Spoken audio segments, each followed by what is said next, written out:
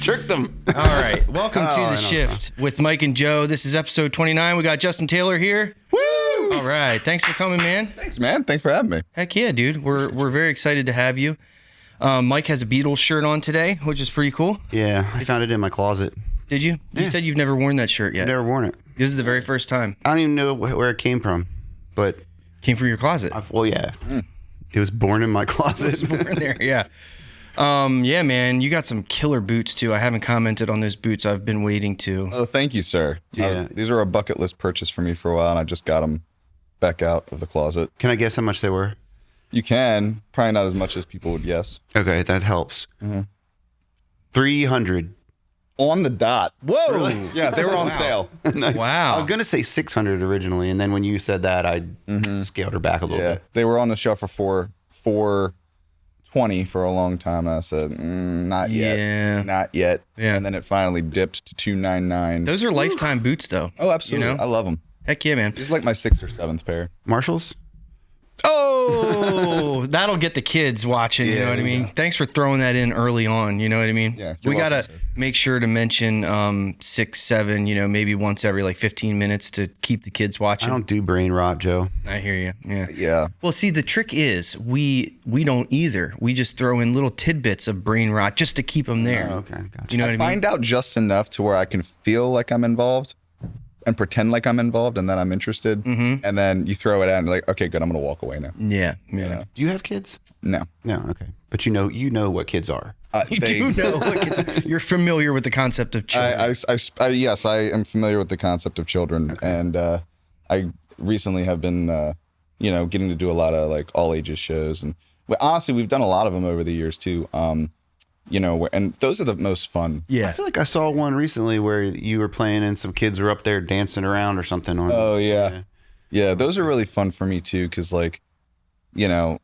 kids are... Fun. One thing I've learned in my experience is that kids are very honest. Mm-hmm. Yep. And if they don't like it, they're very... Yeah, like, it's too loud, or, whatever. It's like, why is his haircut like that? But, when the kids get all excited, I'm like, okay, this must be, actually really fun. Yeah. Because they don't lie. They never Right. do. They have really good gaydar. Hey, Mike, can you turn that microphone toward your mouth hole? give me... It's pointing towards the ceiling. Yeah, well, who cares? It's not going to capture your beautiful tone. Okay, thanks. That's And all the important. amazing things. You guys that do have say. very soothing voices. Thanks. It's very nice. Thank you. I try very hard to do that. Oh, I forgot to do my vocal warm-up this morning. It's So, going to be all messed up. All right, how old are you, Justin? This is rapid fire. 28, about to be 29 in July, sir. Okay. What size underwear do you wear? Smalls. What color? small? No. Yeah. Really? Yeah, A 30-inch waistband. Okay, yeah, you're very trim. I'll give you that. That's Do you awesome. wear? Do you wear? Do I wear underwear? Do you wear? Do you wear Do you colored? wear- I feel like you're like a leopard print kind of guy. No, strictly Pumas, believe it or not. I love Puma. Puma accessories. Okay. Mostly, Except for the boots. right. Mostly everything in my closet is black, except for I do get funky with the camo print colors. Okay. Sometimes. Just for fun, 'cause it's something for me. Before I Something forget, for me. I want to point out that we've already pointed this out before the cameras are rolling, but I do want to point out on camera that your hair is better than Mike's. Yeah, I know it's terrible. Hold on. It's not terrible. It's just better. It's not terrible to you, but Oh, it's terrible for you. yeah, Yeah. It knocks you down a couple notches. makes me want to shave my head. Yeah, you should. I should. No, you should pull it out. I do shave my head every couple of years. I just Do you really? blow it off. I've never Yeah. seen this. Yeah. All right, good. Well, when you It's been decide to quite do a that while. next, I need to be there. Been a while, yeah. Okay. I need to be here. You could do it if you want. Kind of fun. Mike, should I've do that known on you air. for more than a couple years, and you have never shaved your head since I've known you. Maybe I also have a really bad sense of time. yeah. I think the last time you shaved your head was when you were like 18. No, dude. Right before I got married. Well, that's been 15 years ago. Yeah, dude. I mean, I've known you for probably like 10 years I almost. do shave my face sometimes, though. Yeah, you That's do. that might be what I'm thinking of. Yeah, it could be. It's easy to get your face and your head mixed up. Yeah, they're so close together. They're connected. It never occurred to me that I looked like a complete white supremacist when I When you shaved your head. shaved my head. Yeah. My wife was like, "I'm like really uncomfortable walking around with you right now." Yeah, I Like, can we're getting understand. dirty that. looks. And I did have a buzz cut when I was a kid. My mom was not happy. My dad just took me to the barber shop like he always does. You paid for that? neglected to mention the fact that we were having school pictures the next day. And I just love to copy my dad. Everything that he did when I was a kid, that's what I did. So I just said, just get me what dad has. Oh, the conversation that happened that night when I returned home. My mother was horrified. Oh, wow. With the shape of my head. Yeah. I shaved my son's head one time, and he liked it. He was like 7, so at that time he was like, "Yeah, this is cool." We went outside in the yard, and I just buzzed it all off. I was like, "That was free. I didn't have to pay anything." Yeah. Well, I appreciate that, anymore. though. My girl Justina will be very, very happy to hear that compliments. Yeah, man. Yeah, I wish I had a head of hair like either one of the two of you. I know, but mostly like you. I know mine eventually it won't last very long. No. Oh, what kind of product do you use? What's your product called? The Redkin Blue Bottle. We can't have that on here. Yeah. We're trying to get a tallow hair sponsorship. So, Tallow or like any of the Squatch stuff. yeah, like that kind of thing. But That's not a bad idea. That Dr. Squatch, is that what you're talking about? Dr. Squatch is the stuff. I'll use their be soap. honest. I don't like any of their products, but they're pretty big, so maybe they'll sponsor us. They just came I'll out with cut a that new part out. soap. Well, I don't know if they just came out with. I just found it. Little sponsors are trying to get them to. Yeah. No sponsors yet. If you sponsor us, I'll say that I like your use it, yeah. stuff. Yeah. Well, their soap's great, but it's like this big. So you try to fit it in your soap dish and it doesn't work. But they came out with another one that's like normal size. So I'm a fan of that. Yeah, I'm a fan of bar soap. This conversation's going all over the All right. place. But let me tell you real quick though. let's hear it. The best soap is by that brand Cremo. You see them, in Target and Walgreens and stuff. RJ girls love. Yeah, Cremo. Oh, that's an even better way to say it. Italian bergamot. Man, that soap smells good. And it is in high demand because it's sold out everywhere. Joe's spitting facts, man. Bro, I found it. My son found it in Walgreens. He sent me a picture of it. He was like, "Here's the plug for the soap." And I went there and bought like 7 bars of it.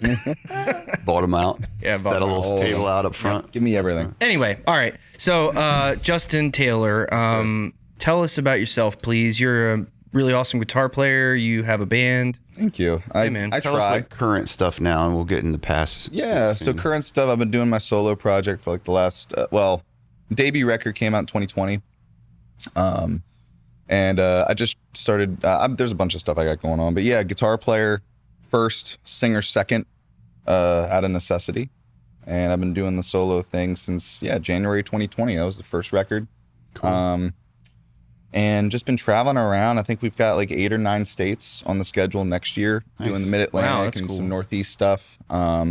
Potentially working on a tour down to some of the southern states, down in Georgia, South Carolina, doing some, going back to Nashville, back and forth as well. Just trying to chase the dream and just writing and playing, writing some more, playing some more. We'd say country. I mean, what do you describe your The alternative, I think. country alternative? Or alternative?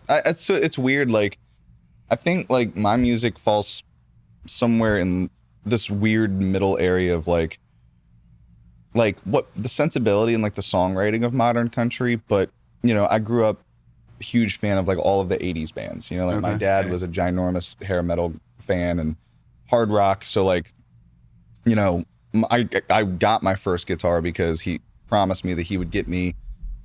I still have it. I played it yesterday. It's 2003 Highway 1 Strat, big 70s headstock, Cool. HSS. It's hanging on the wall at Hot Licks Guitar Shop. And when I was taking lessons there, and I got that, he was like, "You promised me that you can learn every single guitar part off of the Def Leppard's and the Guns N' Roses Best Hits collection. Learn That's a both tall guitar order. players' parts, all the solos, all the rhythms. Wow. I'll get you the guitar." And like 6 or 7 months later, he finally aced my final quiz and was like, "All right, let's go get it." So like I grew up on Metallica and Motorhead and Warrant and Thin Lizzy and Dokken and all like the White Snake was a huge one. Too, Queensryche. That's the stuff that I love to play. But then when I started gigging, I started gigging when I was 13. Oh, cool. And that was my first like real professional, like every single weekend, at least 1 gig a week, rehearsals, 13 years old, getting paychecks. I fell in the country world. And not really sure how that happened. I think it's just kind of like the market that we're in, and there was a need for me to step up and fill that role. So it's like, okay, well, that's kind of just where I cut my teeth. And I find that, once you kind of start one place, it's really just slowly a progression of that, So to me, everything's kind of country, everything's kind of pop, but like my guitar playing 100% came from like 80s and 90s, like hard rock and hair metal and stuff, you know? Cool. You got a badass PRS right now, don't you? No, the main guitar you play? Yeah, the main one in the A rig right now is they just Okay. shout out PRS. Nice. Yeah. It's a cool shirt. I did that on purpose today because Clay and Paul Miles and all those guys, they just sent me my private stock last February. And I've been gigging that hard for the last year, and she is just they make the best guitars in the world. It's really pretty. It really Thank is. you. I remember, Googling over it down at the Pyro Jam. Pyro Jam show. Yeah. That was a fun gig. How does that work with PRS? Do they approach you? Do you approach them? What are your obligations? Are you like a PRS artist, or what? How does that work? No, I have no obligation to them at all. They just when I was gigging when I first started, I got my first PRS and I bought it from my buddy Dave Thompson. Okay. It was an SE1, one of the Tobacco Burst ones, the original run with the moon inlays. Okay. Wow. Because I'm always Les Paul Marshall. It's kind of where I start. That's my thing.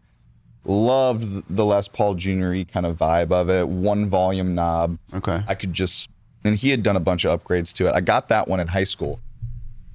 And then I always just kind of played them. And then I was in bands that had PRS deals or, being in Maryland, 6 degrees of separation being what it is. You either know somebody or play with somebody that either works for PRS or knows somebody there. Yeah. And it's, it's a very tight-knit community. So like when I was in Nashville, the band that I was in first, when I was touring down, when I got my first, when I was in Nashville, mostly full time, they had a PRS contract.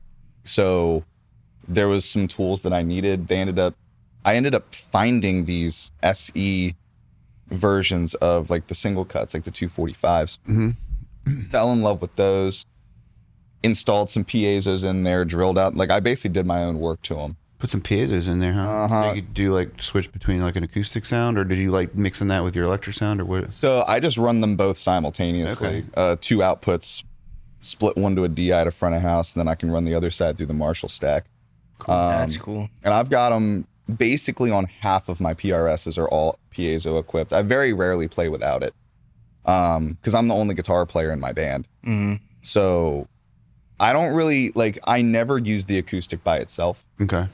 I only ever use it just kind of as a support to what I'm doing with the electric tones. Dude, I love that. I love a doubled kind of that, that it gives it that natural. Where you blend it in. Yeah, and it's no offense to all the acoustic players out there. It's just in my context, anytime that I've ever had a band member play an acoustic on stage, it just immediately disappears in the mix. In the mix, yeah. Because I take up, I got pretty big feet musically. I take up a lot of sonic space on stage, so... Is your band a 3-piece? Okay. Yes, sir. Yeah. So you would need to take up a lot of space. There's only 3 people. Yeah. Yeah, 2 Marshall 412s and a Fender Silver 6 reverb in the middle. That's wild. That's got to be a huge sound. I remember seeing you play at the Pyro Jam thing. I think I've seen you play years and years ago, but I don't really remember that. Now that we've reconnected and we officially have a relationship. Yeah, but it was a huge sound for sure. Thank you. Yeah, man. Yeah, I'm a tone chaser, man, but it's always been, PRS has just always been really good to me. And, when I was at the factory kind of designing my private stock, one of the things that we talked about was layout, because I'd been a single cut guy for forever, came from a world of Les Pauls and Tellys, really. So I really just kind of loved the single cut body shape. And then I remember my dad bought me for Christmas, it was I think Clay told me it's a 2001. It's a late 2001, early 2000, 2021. 2021, early 2022, 35th anniversary, custom 24. Had a tremolo on it, no piezo, but I really started vibing with the actual PRS shape. I really loved the way that it was balanced. The tremolo was staying great until like I play 11s at minimum, so holds tune really well. It's nice and slinky though still.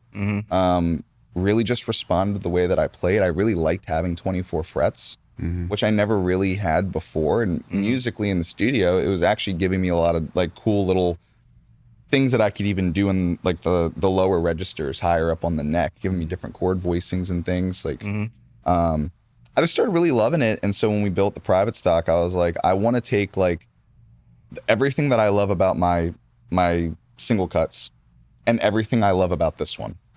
And let's just kind of mesh those together. And we go into the wood library, and I think one of the first things I told them was like, I'm a little bit more concerned with the specs than I am the woods. Like the woods were kind of the last thing that I thought about. And I thought like the more important thing is where is it going to fall on my hand? How's the controls laid out? You know, decide I didn't want to do those little single coil, like, you know, those splits that they put in the guitars, the coil taps. So I was like, never use those on mine. Nah, but I love them on the custom 24 that I've got. I mean, I use them all the time on that one because it sounds so good with the trem. But I also really don't like tremolos because they're kind of unstable. Especially when they're in the trailer for months on end baking. Like they kind of, you know, like it's just. I block mine off. Put extra springs in there. I love wraparound bridges. And so I was like, what if we did a 5-way blade instead of the coil taps? And he was like, oh, okay. So 5-way blade splits the coils in the 2 and 4 positions. Basically, it's like my version of like what I would love about like a Super Strat meets a Les Paul. So it still splits the coil? Just not 5-way. Just without pulling the knob out. That's cool. Yeah. And it's got the piezo in it. And it was funny. My dad picked the neck. We got this beautiful piece of like pin. I remember the neck, the wood grain on the neck is really awesome looking. Yeah, the neck's insane. The back of the guitar is like beautiful, which is, you know, really cool. The back of it, I mean this with all due respect to them, but like the back of it is almost more pretty than the front. I've seen plenty of guitars like that where it's like my Martin acoustic. I'll turn it around and like lean it up against something just because I love looking at the back of the guitar. You know. Yeah, I mean, and I love the swamp, you know, because I love tellies. So swamp ash back, pale moon ebony neck, and then, you know, I wear a lot of chains and stuff on. Like I'm gonna beat it up. So I was like, I don't want to go for like the flamiest top. Like I want something that's gonna look good and break in and get beat up and look kind of. Like, I love guitars that look like old barn doors. You know, and so. Has that patina. Yeah, so we got a really nice piece of Zero Cote, slapped that on the top. She ended up coming out in like the 12 to 13 pound range. But I love it. I mean, PRS literally have been so good to me. Which that's around what a Les Paul is, right? They're like 12 pounds. Yeah, they're about that. Some of the really heavy ones, you know, like all the old Les Paul customs and stuff. So I got to ask, what did that run you? No comment. I've got an idea in my mind, but so you dropped a couple names from PRS, and we actually had someone from PRS reach out to us. Do you know? That's why I was messing with my phone. Andrew Dorbin. I believe I do. What is it? I believe I do. I got to reference the email again. Yeah, videographer. He says he's the lead videographer. But yeah, it was pretty cool, man. We've had a handful of guest inquiries like reach out to us, not a lot, but a few. And that is one that was pretty recent where he was like, "Hey, I've seen your show, and you know, this is what I do at PRS. I'd love to come on the show. I think my story." I believe he came to a recent show down here, maybe like 4 or 5 months ago. I think was the last time I was down there. I believe I might have seen him. Don't quote me on that though, but the name sounds super familiar. Yeah, the name sounds familiar to me. It's kind of a familiar sounding name, but one of our no one can remember it. What's that? Except we had to look at it. Right. Except I can't remember it. One of our kind of big goals for guests is Paul Reed Smith. That would be pretty cool to have him on the show. He would love you guys. Yeah, I would think so. I've seen plenty of, you know, videos and interviews with him. I'm subscribed to their YouTube channel, so I watch all those, you know, every time Brian Ewald, you know, reviews a guitar or shows off a new guitar. Another monster musician. Dude, that guy's so good. Yeah, we got to get him on here. His, like, he's like one of those guys where I'm sure he can shred too, but like just the touch and feel and the Not afraid to lay back. yeah, which it's very tasteful and like and he's like demonstrating the guitar, and it's like every time I watch one of those videos where he's showing you a new PRS, it's like whatever that guitar looks like, that's what he plays. You know what I mean? It's amazing. And it's funny you say that too, because like what I really love lately, and what I've been really diving back into the art of writing, not just like, lyrically. Obviously, lyrics are harder for anybody, but musically, I've been really kind of pushing myself to find different sources of inspiration, if that makes sense. Yeah. Where like maybe I'll find a pedal or I'll find a weird thing where it's like maybe not normally the thing that I would go for. And I've been really getting into like lately, like super spacey kind of stuff, not like church ambient, spacey, not even really ambient, but like I've got one of the double head pit delays. Like I'm not trying to be like the Edge or anything, but like I got like the Keeley Caverns pedal where it's like the delay on the one side and the reverb on the other.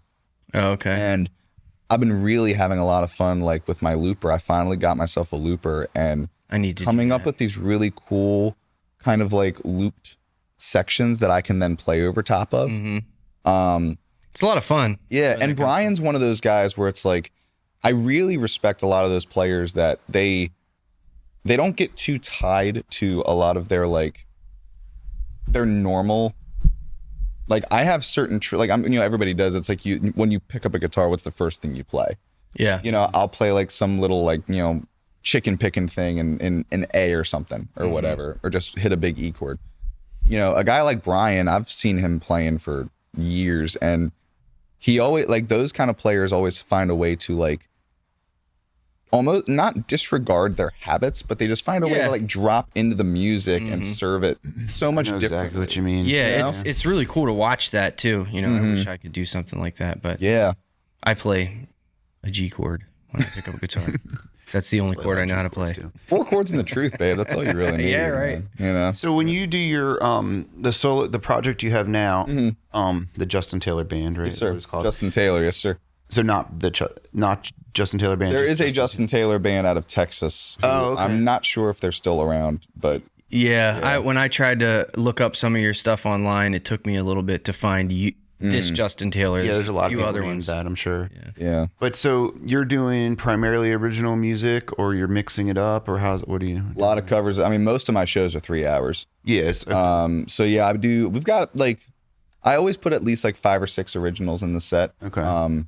Every venue we go to. But then, I mean, I'll do everything from, Darius Rucker to Nickelback, cover wise, we'll start with Brett Eldridge and then we'll end with, How You Remind Me, it's like, I kind of like, I love to like use the covers as a way to kind of take people through like what my Spotify playlist looks like. Yeah. Yeah, that's kind of how I like to look. Yeah, at it, we were talking about this kind of thing a little bit with Migs, and the ability to really tailor and be super mindful of the set list. Like me, I play the songs that I like, and I really don't give a shit about. I do, but not. I don't put the thought into it that like a band like you have or a band like Migs, where they're very conscious of what songs they're playing. I mean, it's not like I'm not saying that, when we were talking to Migs, I think he probably still likes all the songs that he's playing, but it's not like, let's play this. Let's play this. He whatever. actually cares what the crowd response is going to be. Right. Well, yes. Interesting. And like what you're talking about, how you're kind of giving a range for the point of giving the crowd an idea of what your Spotify playlist is like. But I think that also helps with like, connecting with a wide range of people that might be out there. That's interesting. I've never really given it much thought actually till now, but like I was trying to say good for you for giving it a lot of thought. no, you gave me something to think about. I think like, well, how do you like, because when you go out and gig, like Mike, you do a good job of that. Let's pose this question. Like, so how do you guys look at like a covers list? Because obviously like songs that you write, you're just putting your material out into the world.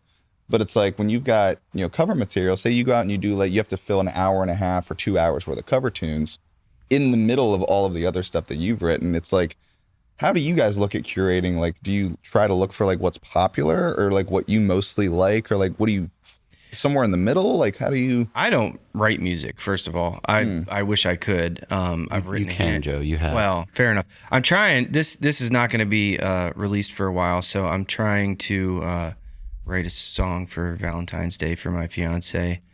Yeah, I thought that would be really nice. Just do it, man. Just do it. I sat down the other day, and it's so hard. But anyway, yeah. She said. Yeah. Oh. Sorry. I don't remember where I was. Oh, so how do I look at curating a set list? Yeah. Yeah. I mean, I used to be much worse about it, where I would pick the most obscure songs, and I did not give a shit if no one had ever heard of it. If I liked it and I felt like I could sing and play it well, then I would play it. Right. Now, I'm not talking about just the craziest, obscure, weird music you've ever heard. I looked at it like, this is still a song that I think people will like, but maybe they have never heard before. Lately, over the past several years, I've tried to, be a little more conscious of, hey, people are paying me to play, so, I need to play songs that are more popular. I still don't I think I do the Hootie song, Let Her Cry. Let Her Cry. Oh, I love that That's song. probably the most mainstream song that I play. All I wanna be with you. I mean, I could do that too. I play a lot of Stapleton, which most people know Stapleton, but I try to play, I rarely do Tennessee Whiskey. I play songs that are maybe not his most popular. Maybe White Horse or Parachute. White Horse is tough to play acoustic. I had a kid request that a few weeks ago, and I was like, dude, just for you, I'm going to try this. And I somehow made it through, but it's tough to play without a full band. Yeah. What are you listening to? I play What Are You Listening To? That's a great song.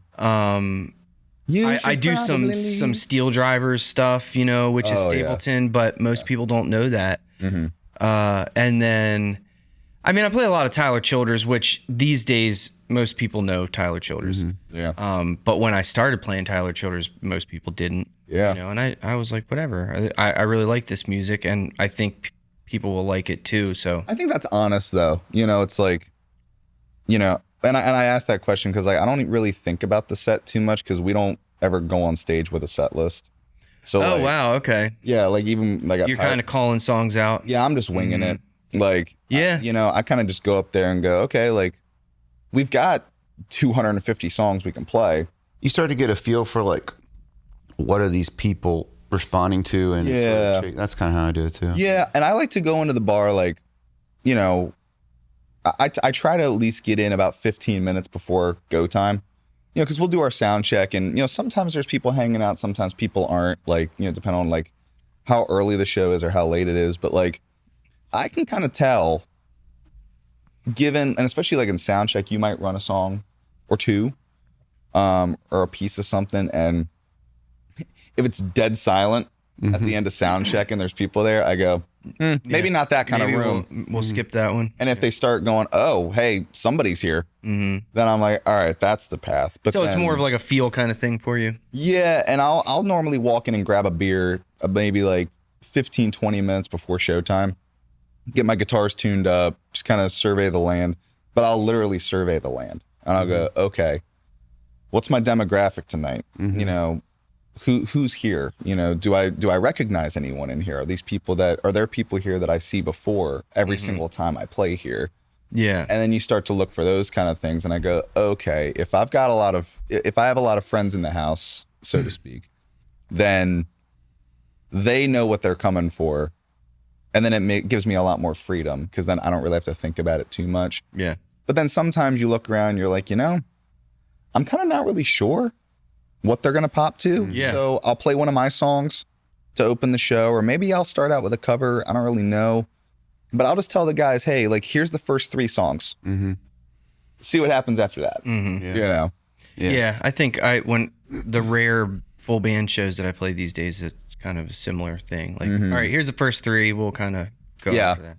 Yeah. What's your take, Mike? So I mean, I like to have, as far as like a library of songs, I have some originals. I have a few that are like more like songs that I like that maybe not as many people are gonna know, but if it's a good song, it's a good song in my mind. And then I really like finding. I also keep a couple like, you know, just like Drift Away and Country Roads and I Will Survive, like stuff that is always gonna hit. You know, come together. The red button songs. Yeah, just like open and close or whatever. And then as far as like the majority of my music, it's kind of weird, but like it's stuff that I wouldn't necessarily listen to, but I hear a song and it's usually like something that the production of like the recording, I don't really like it, and I've written the song off in the past because of the production, but like when I sit down and do it on acoustic, I'm like, this is a good song, you know. Halo is Halo, the example of that. like the Bruce Springsteen stuff. I get a lot of that where it's like people say like,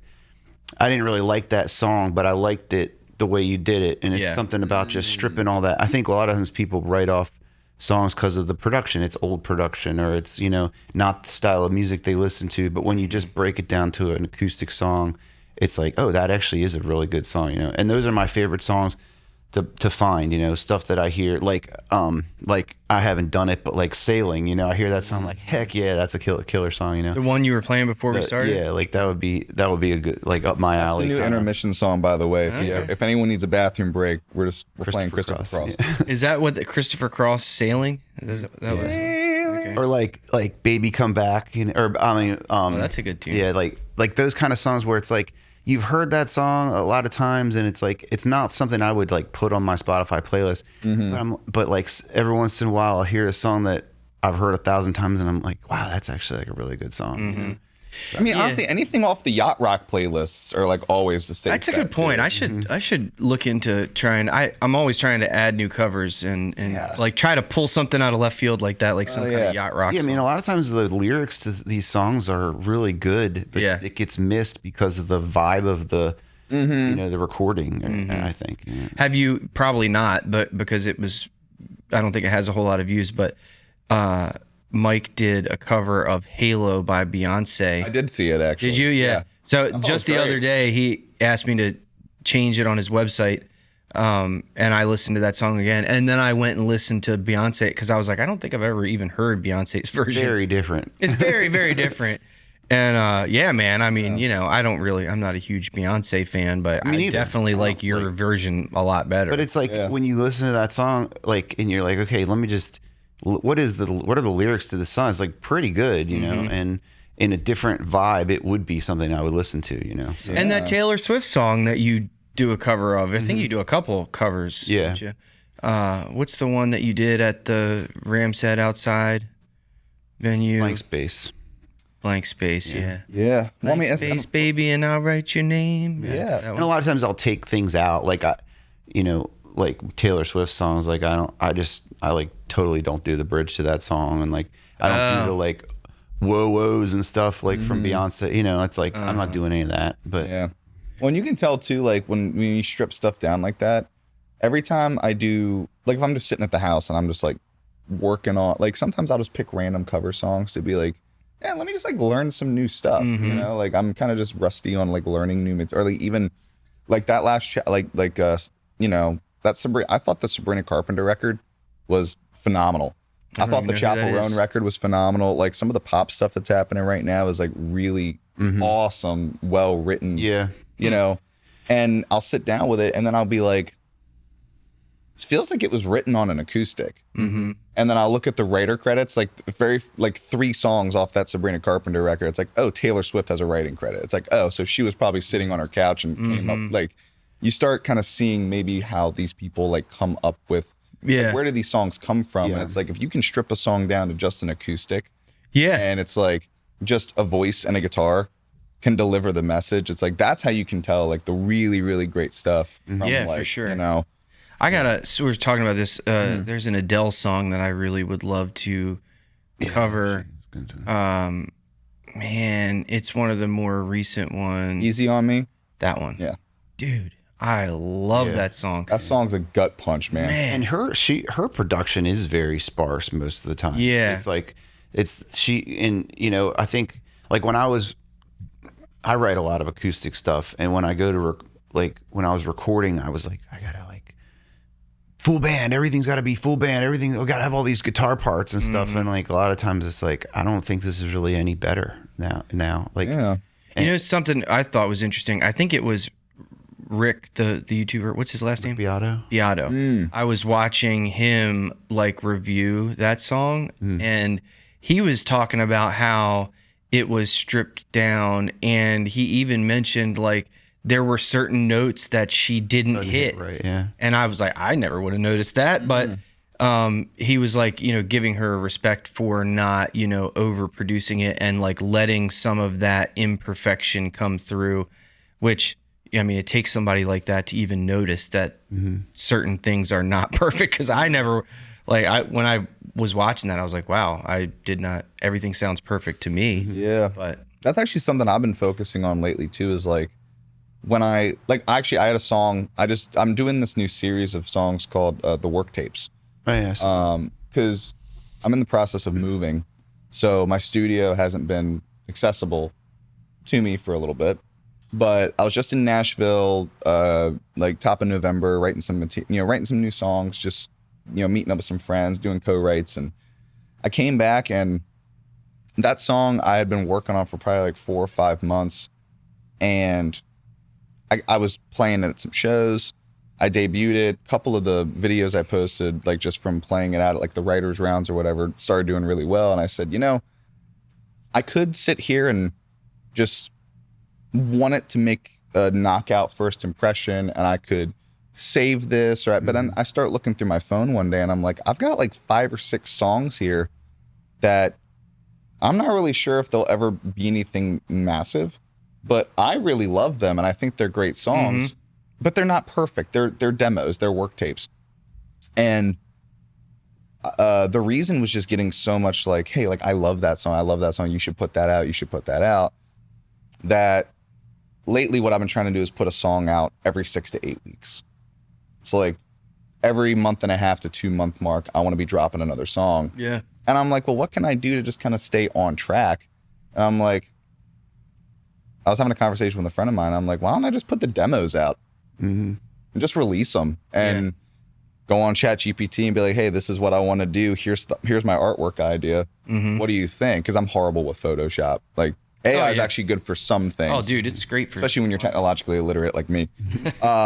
And I was like, oh, like this actually like kind of makes sense to me. Like I'm not gatekeeping anything anymore. But I had no recording of the song. It wasn't like I didn't even have a demo. I had it as a voice note. Okay.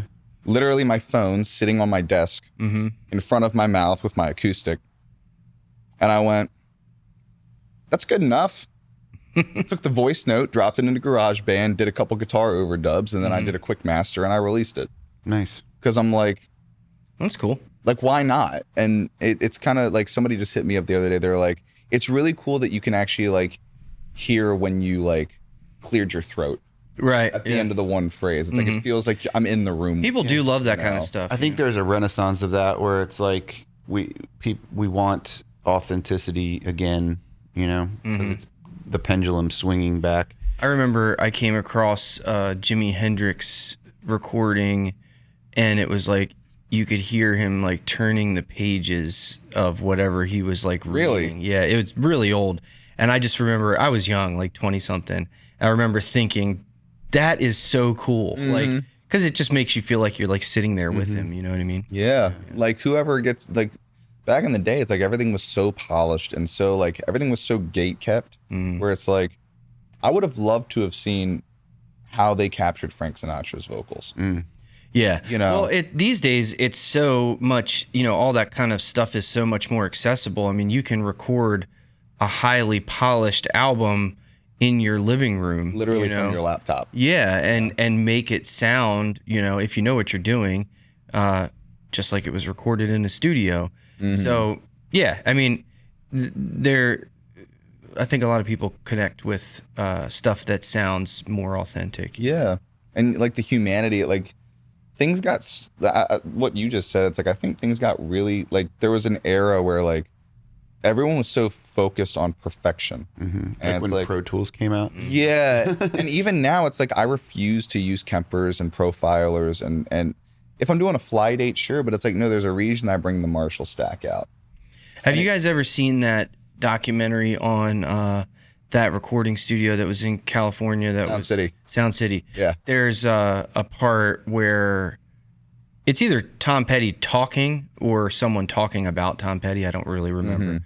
But how he mentioned like music is not supposed to be perfect. It's, you want to leave imperfections in there, which I thought that was one of the first times I heard someone famous like advocating for it not being perfect. It makes a lot of sense. Well, and it's like if you're doing like the early 2000s boy band thing, well, maybe that's not the vibe because when you got 5 dudes singing into a microphone at the same time. It's like, if it's not perfect, well, all their harmonies sound awful. Right, yeah. Everything sounds horrible. Sure. Rock and roll style music is, you have a lot more leeway to leave in imperfections than something like that. Yeah, for sure. Or like you don't take like a 35-piece choir and right. Yeah, I think context. You're 2 in tune, bro. Yeah. 2 in tune. Yeah. Can you detune slightly? Can you go to 439? So what is, I wanted to, ask you some stuff about like the progression of, you said you started gigging when you were 13. And you've got a pretty polished act these days, and, playing stuff like Pyro Jam, which is a pretty big production. Thank you. Even though their generators went out like over and over and over again. I blew them up. Sorry. Apologize. Right. But yeah, I mean, can you tell us like about that progression and, how do you book gigs? Do you have an agent? How did you progress in booking gigs and like growing your 50 questions all at once. Yeah, all those things. Make sure you don't miss any of them. No, of course. So, and honestly, I think it's like, so I'm currently 28. Started gigging when I was 13. Got my first professional touring gig with Sam Grow, Maryland native. I love you, buddy. Cool. And his birthday just passed, actually. Happy belated birthday. Happy birthday. But birthday. When I graduated high school, he basically picked me up right out of graduation. I was like, listen, like literally, Big Joe? Literally. Yeah. He was like, you raised me up. And I was like, he was like, listen, they management at the time wanted him to add a 5th guy. He was putting the guitar down a lot more in the shows. He's like, I know you, I've known you my whole life. Like, you could be a really great fit. So if you want to go, let's go. 18 years old, getting on the tour bus. That's awesome. And left. But those early years were really formative too. Cause like 13 through 18 was like, that was my college. Really, like, were you playing with bands during that time? Okay. Yeah, and honestly, and not to excuse my language, but I was kind of a whore in that way, where I took every single gig and played everything that I possibly could. My mom drove me to every single rehearsal, every single gig until I got my license when I was 16. I started doing everything myself. But like, I just said yes to everything. Yeah, because I was like, especially in the Southern Maryland circuit, it's pretty tight knit. Community, and like all the venue owners were very like kind and accommodating to me, because like when you're underage and you're a kid playing the late night slots, and yeah, but no one ever really gave me any issues. But it was like very formative for like, I felt like I was kind of like in my college years during that like 8th grade to senior year time. Because I was going to school and then all my teachers would see me on the weekends like, hey, great gig the other night. And they're like, cool. What are you talking about? And like, nobody understood what I was falling asleep in class half the time because I'd been out all weekend. And then sometimes I'd be playing in the worship band on Sunday mornings. So it's like, I'm going out gigging every weekend, playing 3-4 gigs a week. I wasn't singing yet. I didn't even know how to sing at that point, just playing guitar with everybody and anybody. And then when I finally graduated, I didn't really have a whole lot of friends, but I had a good circle of like really good core people that when I left, they would reach out and be like, hey, where are you at today? Thinking about you. We miss you, all that kind of stuff. And then I'd come back home to Southern Maryland and be like, oh, wow, look at like the progression. When I finally got to Sam and I was doing like national tours and we were doing like the entire... Yeah, he was pretty big there for a while, right? Yeah, I mean, he's still doing great, man. I mean, he's got his own label now. You know, him and Brad are doing their thing down there and they're working with a lot of my friends still. I mean, he's still writing a lot. The band isn't really doing too much anymore, but he's doing a lot of acoustic tours. Okay. He's packing these places out with those. But I got to stand next to him every night. Yeah. You know, and I think that was probably huge for like a teenager to do. Well, when you're 18, when you're 18 years old and you're doing 265 shows a year. Yeah. That's a lot. You know, like I think literally for my first 2 years with him, we were literally at the 250, 260 mark. Mm-hmm. And I think we did like 30 states my first year. I mean, we were all over the place. But I got to stand next to him every single night. And yes, he's my friend, but as a boss and as a mentor, I got to watch one of the best frontmen from our area do what he did every single night. And yes, I was focused on being me, and he loved my charisma and my stage antics, you know, the Tigger-like aspect of me. But like you were bouncing around. Yeah, I mean, I put more holes in stages on the East Coast than I would care to admit. But like, he was just so good at that, and he like whether he knew that I was learning from him, I think he probably did, but I don't think that he knew how much. Like, that impressed me. That was impressionable upon me. And he was very involved with motivating me to put my first record out. So then him and I, there was some, just changes happening in my life. I kind of dipped out of that band. And I was still in Nashville doing some stuff. And I was out with Ryan Robinette one summer and doing... That was probably like my last like national touring gig before the lockdown happened in 2020. Mm-hmm. But so like even Ryan who's a dear friend of mine. I love him to death. Great songwriter. We were out, I think we did like a run to Vegas and Arizona one weekend, and I'm just hammered doing karaoke one night, on one of our tours, and I did like a Vertical Horizon cover where like Everything You Want, probably like Everything You Want or You're a God or That's something. A cool song. And we finish our show at this point, but we're in the bar, like having just like an after, like hanging out with the fans and stuff, just kind of chilling. It's the last night of the run. And we're walking back to the hotel and he goes, I didn't know you could sing like that. And I'm like what? I'm not like anything special. He's like, no, you should really like think about this. Right. And then I got a phone call from Sam not too long, or maybe we played a show together not too long after that. And he was like, hey, so it was like two guys within like a couple months stretch was like, hey, I really think you should like think about this. Okay. So I thought about it. And then Sam sent me a couple of work tapes of some stuff that he had written. I think there was two songs in particular that he sent me. He's like, hey, I really think that these would be good for you. Kind of more like a pop rock kind of vibe. Mm-hmm. And he was like, what do you think? You want to try to cut them? And I'm like, maybe this is God's timing. I don't know. So I went in the studio, laid them down.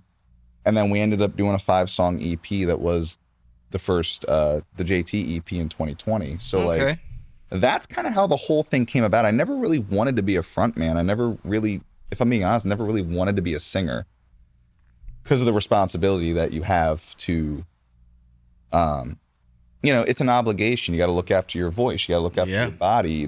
You're the focal point of the whole thing. Mm-hmm. You can't fall down. Can't put a hole in the stage. Can't put a hole in the stage, which I still have depends done. on what kind of act you got, Yeah. Right.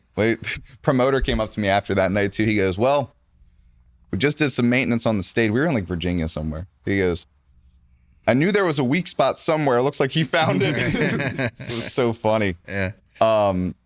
But yeah, like it was really just, I always focused on guitar. I was obsessed. And then it was really just through the motivations of a lot of my peers and stuff. Like, hey, I really think like if you want to like try the singing thing out. Like, you've made a lot of improvements, and like you got good tone, like your pitch is a lot better. Maybe we should like kind of, so through the push of all of them, that's the only reason I'm kind of sitting here that's cool talking about it with you guys, you know? That's awesome. So did you have your current band like since then? Who are the other guys in your band? We've had a few lineup changes. We've had I've been so blessed with the musicians that I've had. I mean, when I debuted, I had 3 guys. We were a 4-piece when we started. Original co-guitarist with me, Kent Island's own Mr. Curtis Lewis. Oh, yeah. Was in the band for years. Doug on bass, and Kenny Smith from No Green Jelly Beans on the drums. Okay. So that was like our first lineup. We ran with that for a few years. And then things kind of changed a little bit. We had a format change. And then my drummer Chase has been with me for, I think, 3 years now. And my current bassist, Eric Garcia, I've only had 3 bass players, but Eric Garcia is from Lancaster, Pennsylvania. He's a PA boy. And we've been doing damage. I'm really lucky with them. I've had a few lineup changes because with as hard as I work, the schedule that I like to maintain, it's hard on families. It's hard on schedules. And me, I never say die, and I go and go and go and go and go. And I've made some tweaks. Like, I try to give everybody at least one Saturday night off every month. I try to make sure that if there's a vacation coming up, that if everyone like wants to agree on this, like we try to do at least a couple band vacations a year where it's like, hey, like this week we're not doing anything, or these 2 weeks, like let's just go spend time with our families and stuff and not do all of that, because it is it's taxing. Yeah, it's a lot, sure. So especially with full band, it's a whole nother. Yeah, and we run our own production. Do you have a band manager? Yeah.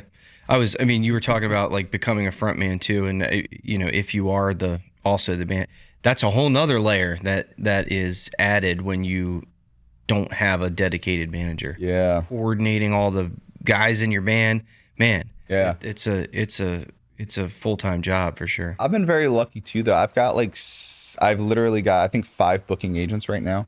I also have a deal that I'm working on that I can't really talk. I can talk about it off air, but I have a booking deal that 99% sure is about to happen. That's going to be huge for me, and I'm really excited about it. But I've got great relationships with all of the major booking agents, especially in the Mid-Atlantic. And if I don't book it myself, I've got like 5 other agents out there that are constantly shopping for me, that are vying for me and pitching offers. And that has helped out significantly, to where I would say it's about 40% me booking it myself and 60% coming from the other, agents and stuff that I know. So the workload for me, it's gotten to a point where I can actually enjoy being an artist a lot more and actually work on the show and work on my craft a lot more than I actually spend doing like administrative things, like for the business and for the finances and all that kind of stuff. Yeah, there's a lot of that stuff too, man. Are you guys set up as an LLC, or what do you got going? Yes, sir. Cool. Got one. Best thing I ever did. Get all your deductions. Yeah. And a good accountant. Yeah, that's something I learned too recently. Not for music necessarily, but having an accountant, because I'm terrible at that. I mean, I guess a lot of people are not terrible at it and they do it themselves, but yeah, I suck at it, man. And it's great having somebody like, I don't want to use the word bugging me because it's really like positive, but in a way that's kind of what it is. Like, hey, can you give me your bank statements from last month? Oh yeah, I can do that. Well, and honestly, let's be honest. Any sort of manager to begin with, what is it really? It's a dad. Yeah. That you hire, ask for your own money. Right. It's really what it is. Right. Like, keep you on top of stuff, Yeah. No. So tell us about the. So you said you go to Nashville and do writing stuff. What's the end goal with that? Is that for you to? Are you trying to pitch songs to people? Are you trying to come up with more songs for yourself? What's the? I think I'm just obsessed with the craft. Okay. I think I've definitely pitched a bunch of my songs to people, but I just enjoy writing.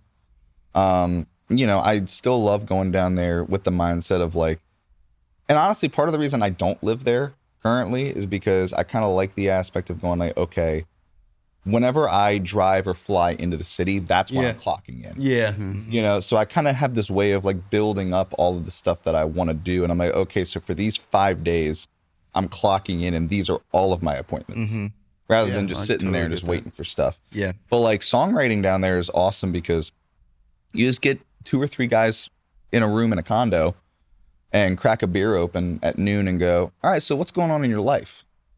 You know, and I love some of the songs that we've been coming up with lately, where it's just an hour-long conversation turns into a 30-minute write. And then at hour marker number 2, you're demoing something out. And I never really know what's going to happen with stuff. Like The Reason was one where I finished it.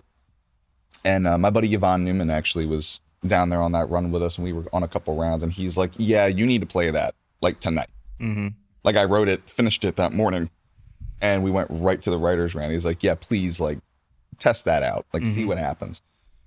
And I played it, and then he looked over, everyone's clapping, he looks over, he's like, yeah, that's, you know, it feels really good. Yeah, I bet it does, man. Yeah, so I love writing just in general.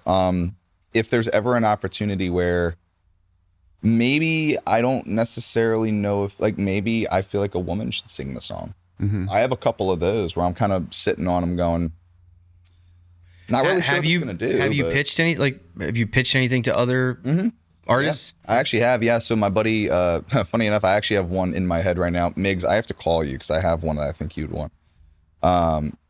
Yeah, I've pitched my stuff before. I've got 2 cuts within the last year that I actually did co-writes with. My buddy Dean Crawford, I've written with a bunch, who he's like a big brother to me. I love him. We've written some really cool songs together, and then he gave me one in return, which was kind of fun. So you can kind of trade them back and forth. I've written some stuff with Hank Miller, written some stuff with Yvonne. You know, as far as stuff that I think I've cut more songs than I've pitched. I do kind of think about, and selfishly, I think about me first when you sit down to write. Well, I mean, if you're an artist yourself and you're not, if you're trying to pump out your own material, isn't it? More so in the way of like, how am I feeling? You know, it's like, so I sit down and I selfishly just go, okay, well, what am I feeling today? Yeah. And then sometimes you go through that, you know, the experience, and it's super cathartic. But then, yeah, by the end of it, it's like, okay, I could see myself singing this, or maybe I can't see myself singing this. It's gotta be a weird like state of mind. I mean, it seems weird for me to like people who write songs without the intention of them actually, like, you know what I mean? It's like you're writing a song, and right from the get-go, your intention is for somebody else to sing it. Yeah, I've never done that. It's something. But that's not really. You're saying it's more like you're writing it for you, but then you end up with a thing that you're like, it's kind of not for me. Yeah. How many times has that happened where you wrote something and then you thought to yourself, this might be better performed by someone else? Oh, I mean, we're probably talking a couple dozen. Yeah. A couple dozen times. And honestly, like, there's a. What do you think? So I'm sorry. No, what do you like? What makes you? I'm sure every song is different, but like, can you describe how? Like, what makes you realize, I think this might be better performed by someone else? Is it just like when you think, well, I think a woman's voice might work better for this song? Or is there any other like key things that you notice in a song that you've written where it makes you realize it might be better for someone else to perform it? If I feel like this, honestly, so like the ones where I'm like, hey, maybe a woman should sing this. There's at least like 5 or 6 of those songs that I can literally hear in my head right now where I'm like, yeah, that would sound way better if it was just pitched higher. But like, there's something about like the spirit of a lyric, or like the spirit of a certain melody or whatever, where like, I'm sure you've probably had this too, where like, say you write something, you're like, oh, it reminds me of something else, and then you realize, I must have been really inspired by like Christopher Cross or something, or like, say if you hear like a certain just melodies and music is really weird because it can subconsciously kind of come back up in weird ways. And I literally had one where I was like, and I'm like, this sounds like I'm doing like my guy version of a Taylor Swift impression. because I'm a huge Taylor Swift fan, but I'm like, it sounds like it has that kind of spirit of like, you know, her sitting on a so it's like where something subconsciously inspired you to write a song and then like you realize it later after it comes out. Maybe reverse engineer, like, oh, maybe that's where that came from. Mike writes a lot of songs where it's like, I love your big strong arms and your burly beard, and then later he's like, maybe a girl should sing this. So Joe, have you ever had the experience of you set out to cover a song, and as you're like, before you try to, you actually vocalize it, you're like, that sounds a good song, I want to cover that, and you're doing it and it just doesn't feel right? Yeah, I mean, like something feels like... I see where he's going with this. Yeah. No, I don't think so. If I understand what you're saying, I've had plenty of times where I sat down to try to learn or cover a song that I like, and I just can't do it. Like, not necessarily. There's plenty of songs where like the guitar part's just way too complicated and I can't. But it's not like you can do it and it feels, something just doesn't feel quite right about it. No, I think it's more like I've had more experiences where I tried to sing it and I'm like, yeah, I can't sing that. Okay. But I don't. If I'm understanding what you're saying, I don't think I've ever experienced that, where it's just like, I feel like I can sing it, I can actually play it on the guitar, but it just doesn't feel right. Yeah. I had that experience with when I was first learning how to sing, and I think I'm in year 7 now of actually like being comfortable enough to like call myself a singer. Because before I'm like, I feel like it's disrespectful to call myself a singer when there's so many amazing singers out there, and I'm just like kind of like the imposter syndrome sets in. But I was working on some material, and we used to do a cover of Maroon 5's Beauty Queen of Only 18, She Will Be Loved, that one. Okay. Off the first album. And Adam's no slouch. Yeah, he sings pretty high. Yeah. And my friend came in the room and she was like, what? And I'm like doing like All Time Low and like Maroon 5. She goes, how is it that you can sing the Maroon 5 stuff better than you can sing the All Time Low stuff? And I'm like, what do you mean? She's like, that stuff is so much higher and you sound better singing that than you do singing Alex's parts. Fits your voice better? Yeah. Sometimes there's just something. Now, technically, the more proficient you get, you learn your instrument and you figure out, like, okay, these are my limitations, or maybe these are where like my voice flips, or different breathing things that, just the longer you do it, you study and you get better. But like, that was a weird thing where I'm like, well, yeah, but if I can sing that high, I should just be able to sing everything else too. Everything that's lower than it. But it's like, sometimes that's a vibe. It's like, it just doesn't fit your range, It's weird. Yeah. I think there's that's kind of a misconception. I could be wrong, but it's similar to the idea of like, if I can play really fast, of course I can play slow.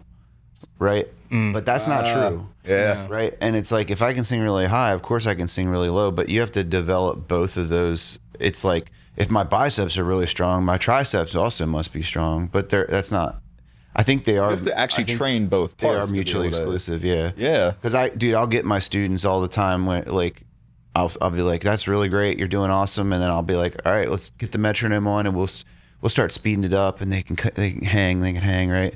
And then I'll say, okay, well, let's try something really crazy, and I'll put it really slow. And then suddenly they can't do it. I think it's a similar thing. Yeah. That's interesting.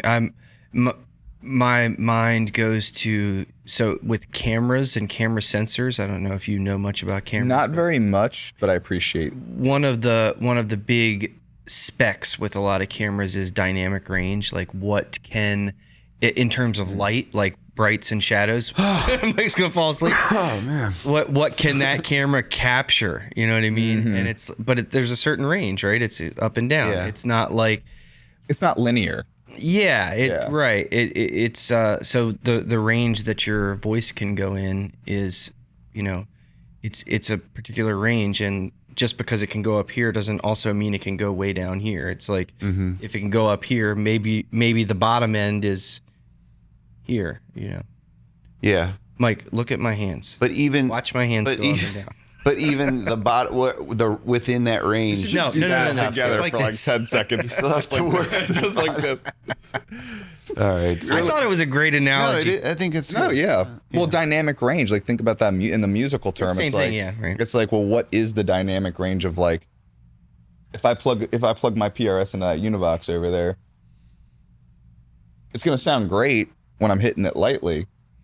It's gonna, It's gonna get a little louder. It's gonna get a little distort and clip at a certain. But then when you realize is actually how hard you hit the guitar at a certain point, you can actually acoustically clip the instrument. Yeah, you get that. Like there's a certain point where it doesn't have anywhere else to go. Like it's redlining. It's hitting the wall or the ceiling. Yeah. I was driving home from a gig the other day.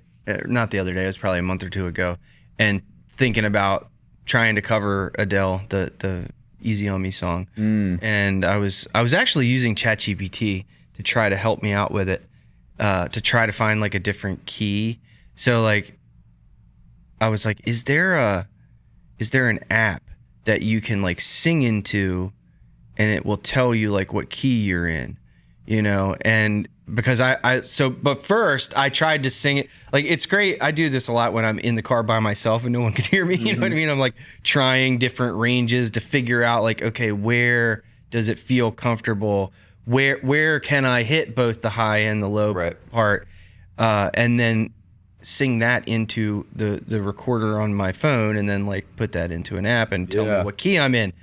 And I think I don't remember, but it did tell me an app, and I think it kind of I should probably revisit this. But I'd love to sit down with you, Mike, someday to try to help me figure out like, okay, is it even possible to play this song? Yeah. And what key would work the best? Yeah. Oh, that particular song, you mean? Yeah, that particular I can help song. you with that for sure. Yeah. Yeah, man. How much would you charge me for that? One video. One video? No, I'm just kidding. Kind of video. Oh, hey, I know. Will you give me that other drum? No. He's trying to break up my little Your drum locker? Questlove. Hey, look, if you had a really good friend who, I mean, really good friend, like really good, and this dude was just like, he did all kinds of stuff for you. You know what I mean? I mean, basically like made your life better. You know what I mean? That kind of friend. And then you had a drum kit that was like not being used. It is being used, Joe. Sitting in a corner somewhere collecting dust. And your friend was like, hey, can I have that one drum out of that set of drums that you're not using, that you're never... Would you give it to him? I mean, yeah, I probably would. Of course you would. Okay, well, first of all, let me say something.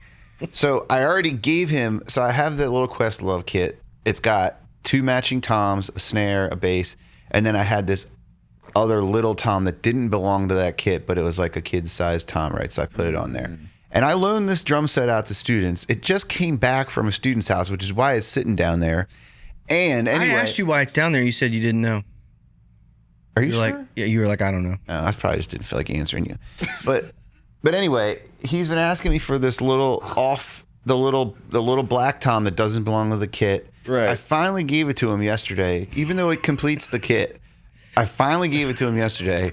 First thing he asked me when I come in today is, can I trade you that drum for the one that's The slightly bigger for one. the slightly But that's like, that one belongs to the kit, man. It's like, you can't break that kit up. It's not right. So that kit means more than our friendship. Is basically what you're saying. Listen, we're getting into dangerous waters here over a Questlove. Let me tell you what the drum is for. I use a drum for my tip jar, flipped over drum, which is a great idea. I gave you that drum. No, you didn't. That's Jesse's drum. I gave you the stand.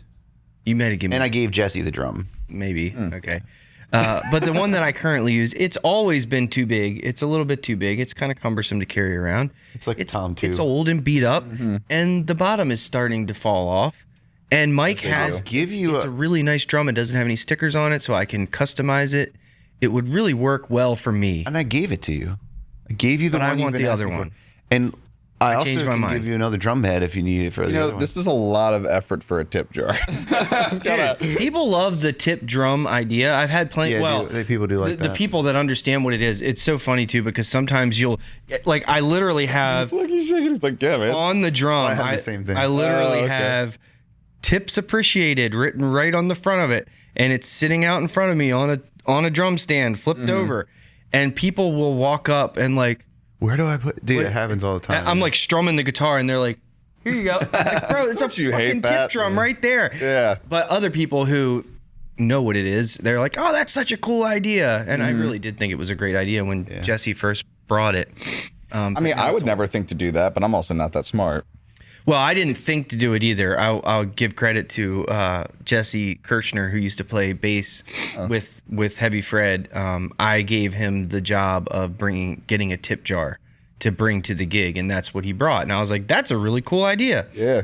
And then, he's a kid. He didn't care about anything. So what's the coolest idea musically, like on stage, like for a piece of equipment that you ever stole from somewhere? You're like, hey, somebody's using that. I'm going to go get one now. Joe's sign. Yeah. Really? Just copied his sign. Mike has 2 signs, and he posted a picture the other day of his setup. I have one hanging from the speaker and then one on the... And Joey Mitchell commented, hey, have you ever considered 3 signs? I thought that was pretty fun. Well, dude, That's great. it actually if 2's good, 3's better. 3 must be better. know? How about 4? I mean, If I had another speaker, I would put it on that speaker, yeah. like, yeah, man. I mean, because, when you're set up and you got people that are like at the bar area, they see the one that's on the ground, and then you got people like farther out, they can't see that because there's people in front of them. That's true. So you got the one on the speaker, and Dude, one of the best things, it wasn't my idea, but we were playing a full band show, and our drummer at the time sent his children around with the tip that was jar. embarrassing. It was embarrassing. But man, did it work. But man, did it work. They came back with like $300 in tips, and we're like, that's a great idea. That's the equivalent of like when you're on Broadway in Nashville, you always send the girl with the fiddle into the crowd with the tip jar. Oh. You always send the fiddle girl out. Why? Interesting. Because she's always going to be prettier than you. Well, that's and like true. people aren't giving this thing money. Like, let's just be real. I don't know. You got a great head of hair, man, Yeah, but it totally... Sometimes it's nice to be objectified. Thank you. Yeah, you're welcome. I would definitely give the fiddle girl more money than I'd give him. I mean, that's really the only reason we asked you on here is just because you had good hair. Because of the hair. And I wanted to make fun of Mike. It wasn't because of the photos you saw of my shirt off? No, it was just the hair. Yeah. Gotcha. Okay. No. What about you? What's something you... Oh, the Piezo thing. Oh, okay. Yeah. Yeah, totally. Like, I didn't actually. No, I take that back. That was a requirement for my gig with Sam because because he used it. So whenever he put his guitar down, I had to do what he did, which hence then led me to okay, well then I got to get one or 5. No. Oh, I just nicked it from my buddy Kevin at church. It's the Atmosphere. There's a V3 coming out, and there's a waiting list. Is this a pedal? It's a pedal, and it's an atmospheric, like, it does, like, these kind of pseudo synth organ, like church organ-y, not organ.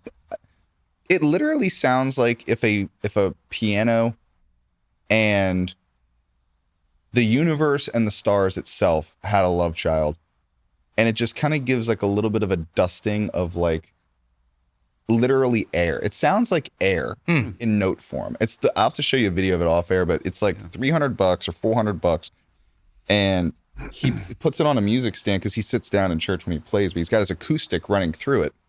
Church bands love that kind of Well, stuff. let me tell you what's happening here, right? sounding. So great band, by the way. Drummer, bassist. Well, so in this lineup, it's the acoustic. He's playing the acoustic. Him and his wife sing, and then bassist and drummer. Well, I noticed it one day, and I texted him. I'm like, dude, what is that pedal sitting on your? Because every time he'd scroll, and then he'd click it, before the band would even start playing, it would sound like it would start coming through the house. And it's like it's like this really pretty and I'm like, dude, I got to get one. Yeah. Because I'm a 3-piece band, so anytime that I see something that's cool, add a whole nother layer. Yeah. Yeah, or like if it's something like super pretty, like on one of my songs where maybe there's a grand piano part where like, oh, well, I don't even, because we don't run tracks or even a click track for that matter. I'm like, well, I could just have that in the back and then it kind of maybe will mimic, I already started going down that rabbit hole. And he was like, oh yeah, dude, this is what it is. And like, it's got a key signature side and then it's actually got the type of atmosphere that you want, and it can get like really glitchy and do like some like stuff. What are the options, like cathedral or something like that? No, it's not even that. It's like literally heaven, Space. very close. Yeah, it's like it's very like I guess the guy that made it, like his brother was in a church band, and this guy was like an engineer for like I don't know, not SpaceX, but like some sort of like research. Like he just was obsessed NASA? with probably. Yeah. I don't know. There was a whole backstory to it. Fascinating how this company came about. But he was like, yeah. So he's like, I went to my brother. I'm like, can you make a pedal that literally sounds like this, like space? Mm-hmm. He's like, I don't know. I'll give it a shot. And everyone in a lot of the church bands and like the worship leaders and stuff, like I've noticed that a lot of them are using it.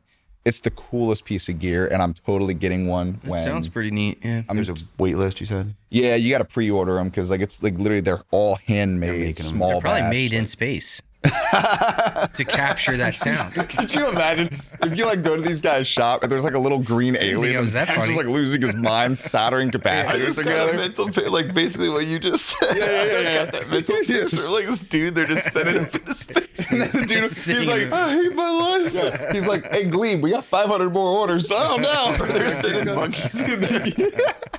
Hammering on. Thanks for laughing at my joke. Oh, hey, I got you. Want to hear a joke? Once in a while, you're funny. Yeah, go ahead. Did you hear about the big sale down at the Lego store? Oh, I just heard this, or I saw it. Did Michael Coker write this on Facebook? They were lined up for blocks. Yeah, that's the one. Yeah. Oh gosh, total dad joke right there. That's the only. Did you get that from Michael Coker? I saw it on Facebook the other day. This is pretty boring, but your talk of pedals made me. We'll cut this part out. Made me think of it. I stole it from Mike, the Page Turner pedal. That thing was. Oh, dude, that's clutch. It really is. You know, the thing we got to go over that other pedal today. Turns pages on the iPad. I really hate having the iPad there in front of me, but you know, dude, I don't even know why I have the iPad anymore. I don't look at it. Like, well, I use it to control my mixer for one thing. Yeah. But I use it to remember the songs I know. Dude, there's so many like, times. Not like how to play them, but like what actual songs do I know? I could just make a list. Yeah. It happens to me like maybe once every few months where I'll start playing a song that I've played 1 billion times and I cannot remember the first. And I'm really good at the first word. It's always the first line. The first couple lines. Yeah. I'm really good. One of my strong points is remembering lyrics. I'm not great at remembering chords and chord changes. But lyrics, I'm really good at. But sometimes it'll I've started the song and I'm like, son of a bitch, how does this song start? I'm singing the last verse first. It always hits you random too. I did it the other night in Jersey. It was oh gosh, I don't even remember what song it was, but like I'm always better if I don't think about it. Yeah. If I'm too in my own head, like sure. Like I always go up there, I drink a beer, and then I hit the stage and I go, okay, I'm good. Like I have to. It's very ritualistic, you know. If I start getting in my head, like, wait, what key are we in? Like, it's just better if you just like if you don't think about it, you won't screw up. I think a lot of things are like that. Yeah, if you just kind of like get in that mind space where you're not overthinking it, you know, it's usually better. Yeah, my guitar playing is always better too when I'm not looking down. Mm-hmm. I don't know how the hell I remembered songs before I had that page turner thing. Because sometimes the battery will die, and I'm like. You know, trying to swipe it up like while in between strums. And that's his gear pick of the week. That's the one. Oh, I've had that thing for a few years now, and it is, you know, it really was a game changer for me. You know, because just very helpful. I'm amazed that not everyone has one of those because there's a lot of guys around here that do the that. And it's like, why are you doing that? You don't need. Or like with the Ultimate Guitar website where it will scroll at a certain speed. But and they have this other thing now where it's like you start playing and it listens to you and it will scroll, but it doesn't really work that well. Yeah, what if you don't do the song the same as the? I think it's supposed to like literally listen to you and scroll at the speed that you're playing. And there's been times when like I was, you know, sitting like not performing, you know, like practicing or something and had the phone on my knee and that feature actually did work.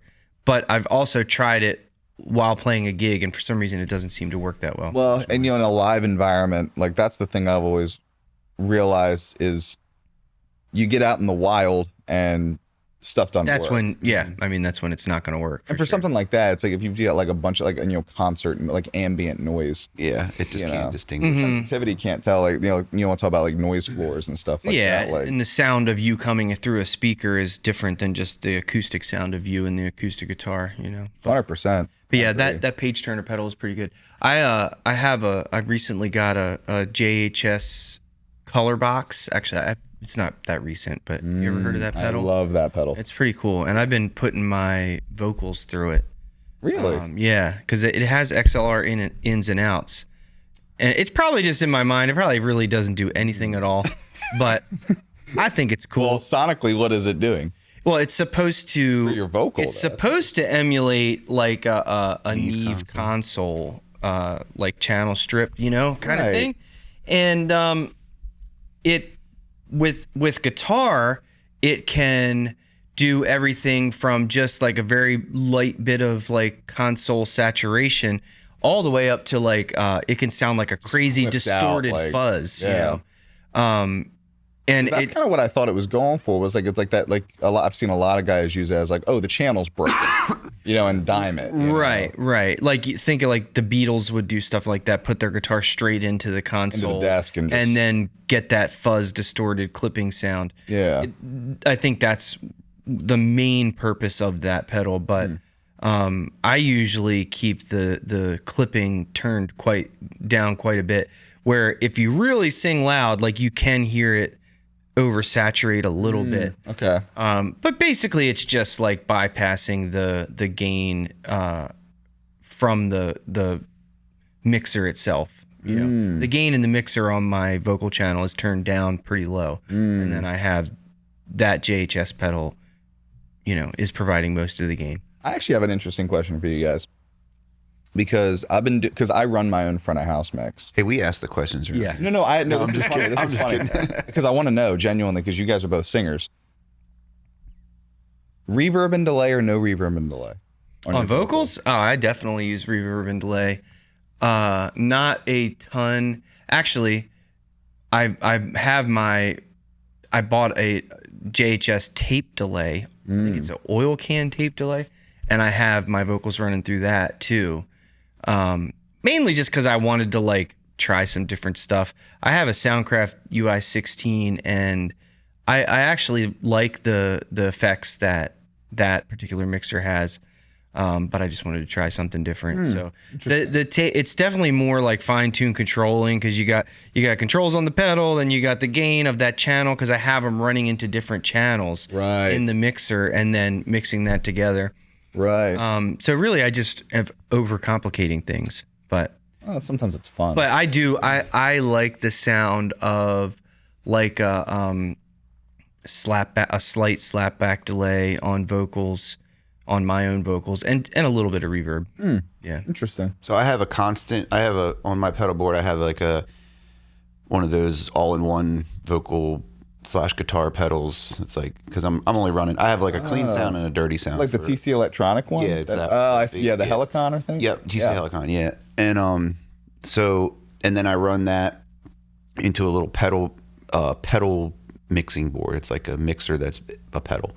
And on the pedal, on the mixer, I just have constant little light reverb, and then I have a button that I can turn on delay on and off from the Helicon. Okay, that's pretty. But cool. I usually don't. I usually just run reverb. But I actually have the same question a lot of times. I kind of go back and forth. Yeah, recently with the band, I've been pulling all of the wet effects off of my vocal. Yeah, just running it dry. Really? Yeah, I don't. Well, a lot of places that we play, you're getting a ton of reverb. Well, I mean, I don't know about where you play, but where I'm playing, like sometimes I have to like turn it down a bit, because it's like, man, it like gorgeous.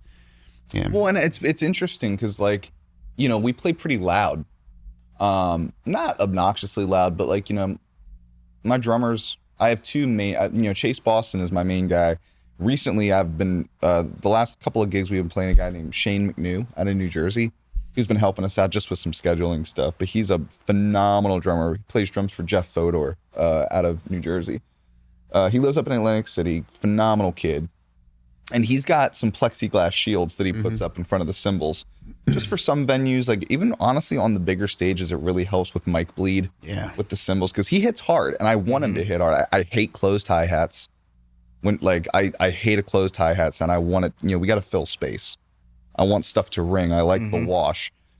But I don't know, I went through this thing a little bit ago. That's interesting that you like that and you want to fill space, but you took all the reverb and effects off your vocals. Yeah, because then the reverb picks up all that noise. Well, I guess, yeah. And it can help it sit in the mix if everything else has a lot of reverb and ring. Yeah, delay. and it's weird too because because then even like with some of these stages, like I'm noticing like the gate sensitive, like I don't really like putting a whole bunch of gating on my vocal either because then it becomes really obvious when the gate is engaging and when it's disengaging. For sure, yeah.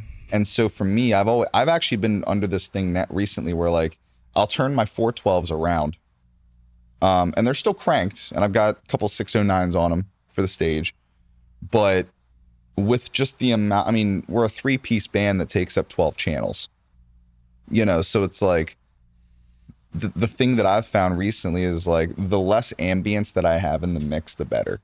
Because sometimes it can be too much. Yeah, I was just interested because like I go back and forth with it. And I'm like, what's different for you too? Because you're doing mostly full band stuff. We're doing mostly solo. Yeah, I was gonna ask, do you do many solo gigs? I try not to. Yeah. Okay. Yeah, I have fun doing them when they're rare, because I get to play a lot of stuff that I don't normally get to play. Like I can kind of dive a little bit more. Like the band is more of my pop rock, rock and roll sensibility. Whenever there's an acoustic guitar in my hand, I tend to like reach a little farther back into like my old school country stuff. But I don't generally get a lot of enjoyment out of playing acoustic guitars. I like them as writing tools. I especially love them in studio context. Like I have a small body like Taylor. It's my favorite acoustic. I hated acoustics until I found this acoustic. It's the acoustic that changed all acoustics for me. It's a Taylor L. Is it the L3 or is it? No, I have an L3. It's a different one. It's a Taylor ER 214. Is it like a parlor size? It's almost like a small body, like what Martin's John Mayer OM kind of thing was. So it's not like the baby Taylor, it's just a smaller body. Yeah, I would say it's somewhere between like a normal dreadnought and the baby Taylor. It's somewhere kind of like, if you average it out, somewhere in there. But it's a shorter scale. I can put 12s on it. I can still bend them. Super great access on the neck. It's got a thinner neck. It's a lot like the action on it is like probably that high. I set my action super low on everything and I can just whiz around the fretboard on that thing, and it's big and it's fat and it's got all this mid-range. But like, for writing and to like, if I'm stacking, like I'll layer my piezo from the PRS with that acoustic in the track and blend them. And then I'll put like a couple of my PRSs and maybe like a Strat or a Tele straight up the middle. I love blending tones like that. So like for recording, I think they're great. I find that like, especially when I'm playing live, I just tend to get a little bored with them because all I want to do is like every time a lead comes up and it's like, if I don't have I finally bought a looper to put it on the floor. It's like, I just want to like, sometimes I just want to like do all the textures. That's the guitar player in you, I guess, right? Yeah. And that hair metal background, wanting to shred it up. Although I'm no Nuno Betancourt, you put anything in that guy's hands and he'll or Zach Wilde, he'll find a way to make it shred. He made a video with the Hello Kitty guitar, I think. That was the most ridiculous and awesome, most metal thing I've ever seen. Yeah. So pre looper, when you're taking a solo, are you thinking chord tones? Are you thinking tonal center, or is it not even any of that? Is it just whatever kind of comes out?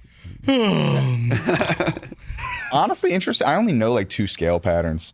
Okay. Like I'm about ear then. Yeah, I'm really not a theory guy. Honestly, there's a lot of guys, especially in Nashville. Like, there's a bunch of dudes that I play with that are super musically literate. I'm not saying I'm not. I think I'm more like subconsciously musically literate. Like, But I was trained on the number system. So it's like, hey, we're in the key of E, 1, 4, 5, 7 minor, and tag the flat third in the bridge. That's where I come from. And there's some guys that are like, no, we're going to do like a, it's the key signature's an A flat, and when the lead gets there, just keep it in Mixolydian. I'm not going to get you there. If that's the gig, I'm not your guy. Mm-hmm. But honestly, I'm really like lead playing, especially. It's really modal. Like I really look at stuff from a modal standpoint where, one of the main things I do a lot on my playing, especially with my lead playing, Keith Urban does this a lot. And he's a really great middle ground. When I was a kid, I was like, this is everything I love about country music and everything I love about electric guitars. Like, this is great. Like, that became my guy. And I was like, I have to study the way this guy plays. And you find a lot of use of open strings in his music, especially in his guitar playing, utilizing the open strings and hammering them almost not necessarily to a nauseum, but like he always finds. You can tell it's Keith Urban when you hear his leads. Yeah, it's like and he's got that certain, like, the way that he uses open strings to kind of thread the needle between where he's currently playing and what the chord structure of the song is and where he wants to go. Like when I first learned how to play "You Look Good in My Shirt," he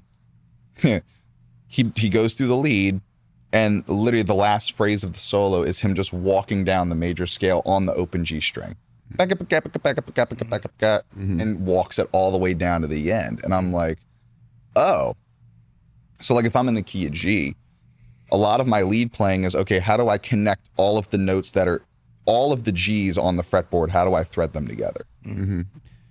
And that's kind of how I think about it. It's like, it's weird. Like I look at singing like climbing a ladder, like visually. I'm like, okay, you're going to step up, step down.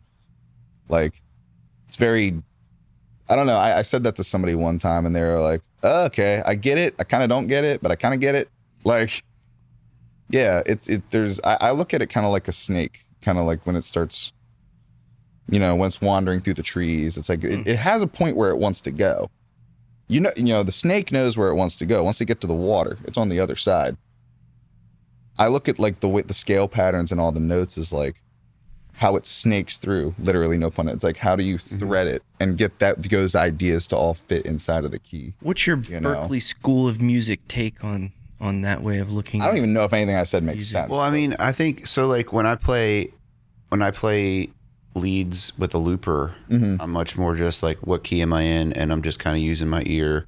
But if I'm playing with a bass player, I got to be conscious of like what chord is going on right now, because it'll sound like if you're just kind of jamming out with, like, you have the guitar going playing rhythm and then it drops out and you just got the bass and you've got to like use your lead to maintain the chord, what notes are in the chords that would be behind you if you had a rhythm player. That's why I was asking, because like I have trouble personally with that, like, it's way easier to just be like, what key am I in? Okay, and then I can kind of just use my ear and come up with different lines than I would if I was thinking about like what chord's going on right now, because the same thing that I would play with a rhythm player behind me is not going to sound good. Is that why you always used to play terrible stuff when you played with Heavy Fred? That's interesting, though. You always played notes that were like wrong. Remember? Yeah. Remember when you used to do that all the time? The octaves. And it was like, that's a different song. Mike's playing a different song than we're playing. Well, you said something really interesting, though, because me and Eric, I'm joking, my bassist, were just talking about this the other day. Like, I swear to God. He was like, we were working up this one tune. I can't remember. I think it was because we recently put like some Ozzy stuff back in the set, and then rest in peace, Brad Arnold. We just lost him from Three Doors Down. I didn't know that. Yeah, the singer for Three Doors. He just passed away a couple days ago. So we were like, hey, like we should work up some more, because everyone does Kryptonite. But I did a YouTube cover of Let Me Go, the You love me, but you don't know who I am. I'm not super familiar with 3 Years Down, to be honest So with you. that, or like, it's not, I think it was like, It's Not My Time is what we're talking about doing right now, and Let Me Go, because that was a pretty popular video for me when I covered it. So I'm like, yeah, let's like bring those back in the set. And their music's actually like deceivingly like intricate, and some of the chord changes and like where like some of the passages go through their music. And he was like, hey, like when you go take that lead, I'm actually not really sure what I'm supposed to play, because the guitar player's doing the one thing and the bass player's doing this other walk. But if you're taking the lead and you're dropping out, where should I go? And I go, follow the guitar part. Yeah. Like, don't play what the bass player played on the record. Yeah. It's not going to work. Yeah, it's gonna lack something for sure. Yeah.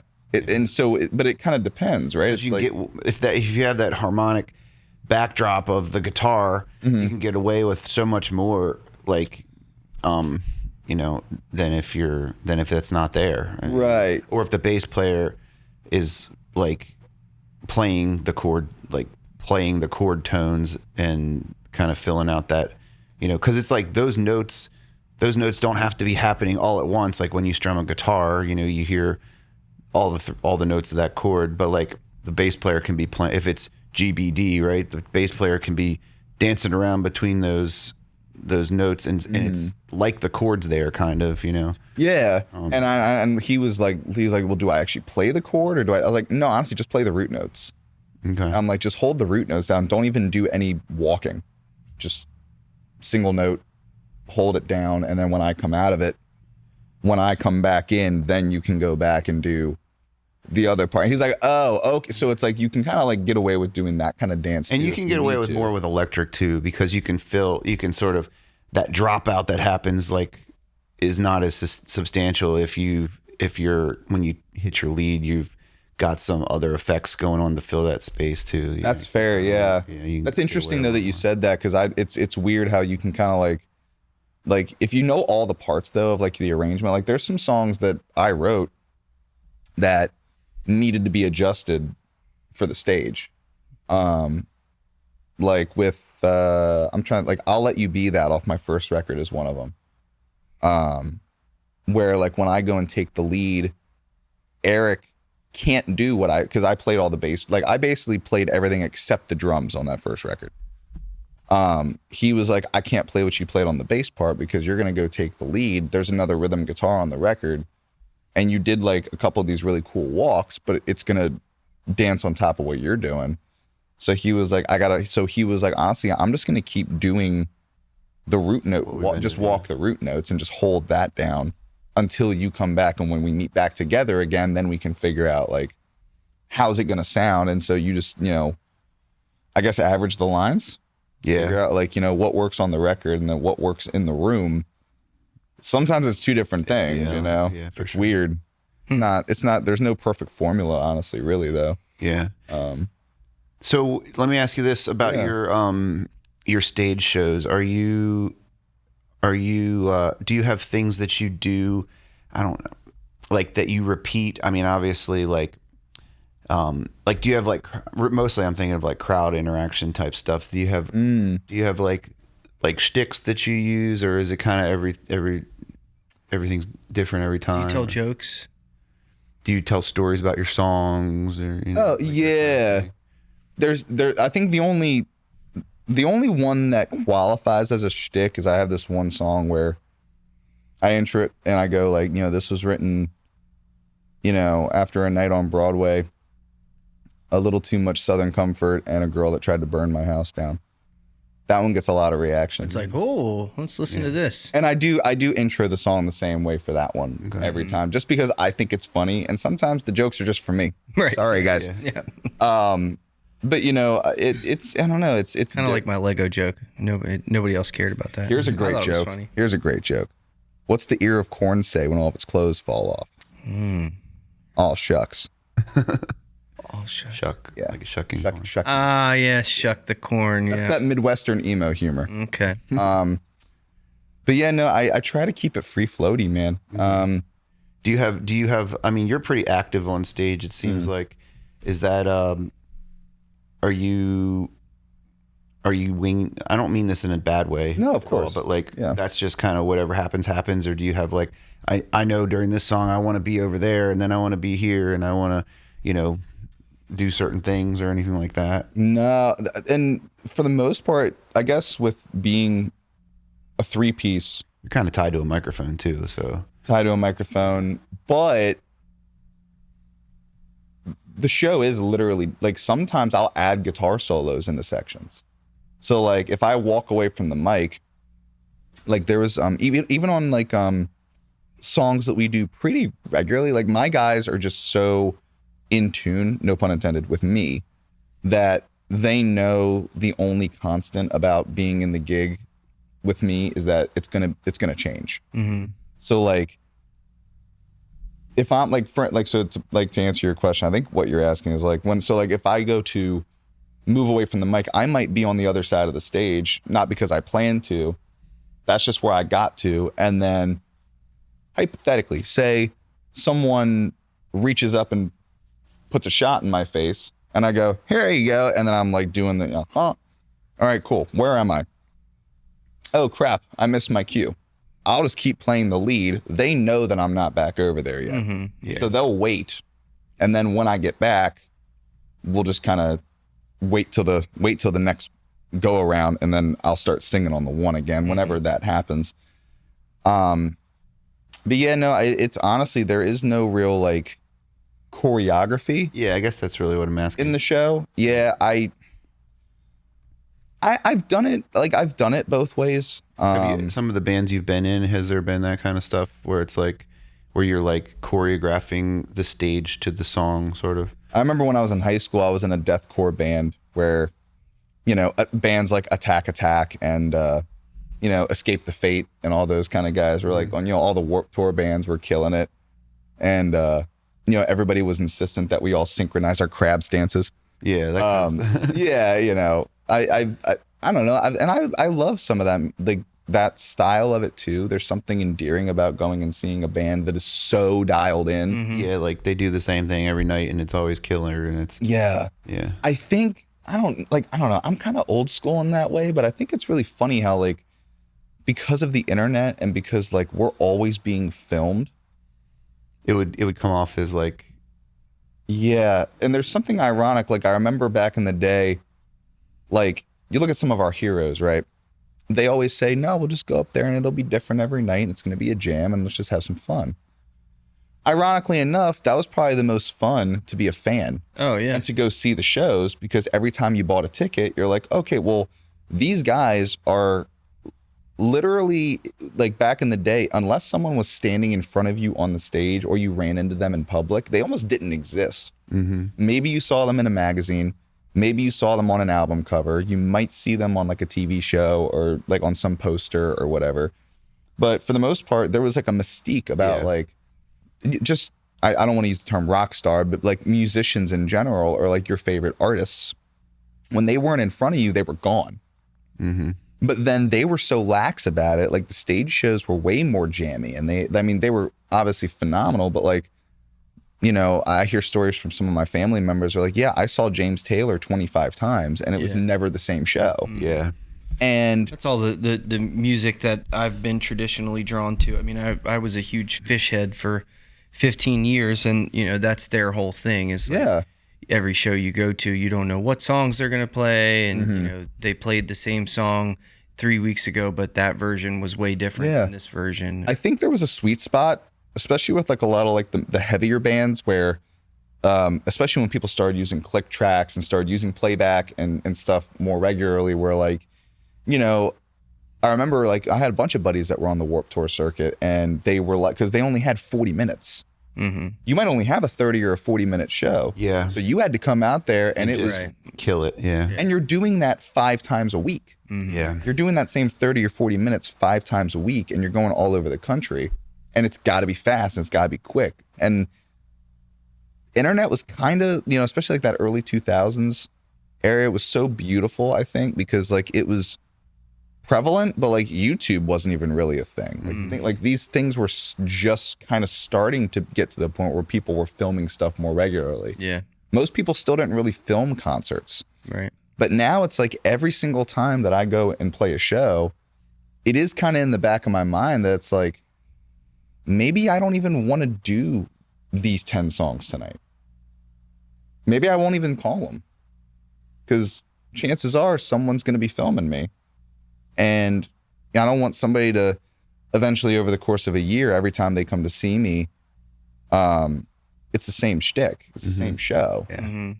Yeah, you know? I mean, I get that for sure. I think it depends on your audience too, because there are a lot of people that, you know, they listen to somebody on the radio and then they go to their concert and they expect it to sound the same, which is, you know, kind of the opposite of, in my opinion, the point of seeing live music. I don't want it to sound the same. I want it to sound like it's live, you know, but there are plenty of people who are disappointed if, you know, the band doesn't play it exactly like they heard it on the radio, or even like the mix, it doesn't sound exactly the same. And it's like, you know, that's kind of defeats the purpose of live music, in my opinion. It's fascinating to me. Like, I've never really been I've been in bands when I was in high school and stuff, but the thought hadn't really occurred to me then. But like, that there's like people that their job is to like take a set, like a Taylor Swift set or whatever, and like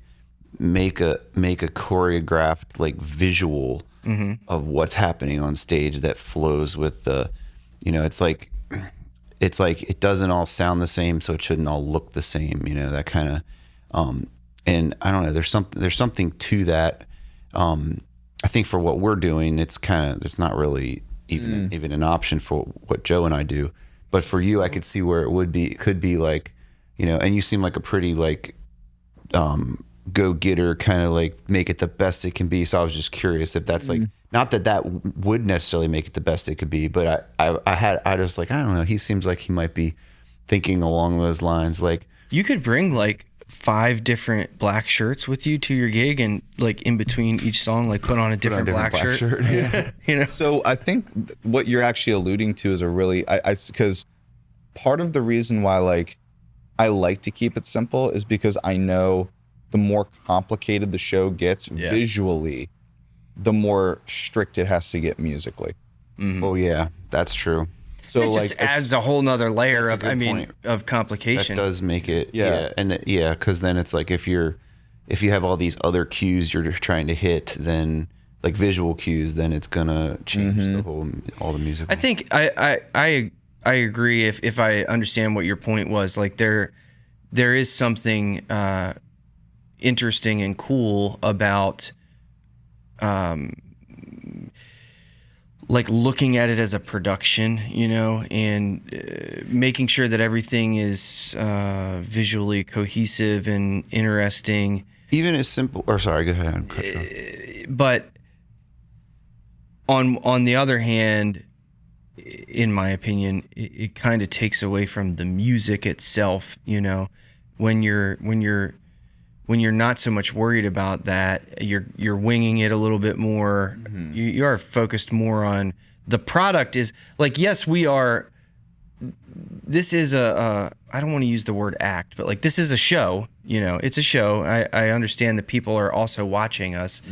They're there to experience it. But if you're not so focused on choreographing things and making sure the outfits fit and all that kind of, then it's a little more focused on the music itself, which it depends on the style of music. I'm not really thinking about like outfits and things like that. I'm thinking more like, just as a simple example, like if you had just someone who's just singing, right, and like the song starts out and it's kind of chill, right, and so the mic's in the mic stand, right, and they're up here, right, and then like maybe the chorus hits, and like before the chorus hits, mic comes out of the mic stand and they start walking over. So it's like the visual, like what's happening on stage is accentuating the flow of the song kind of thing, you know. But that does get, you know.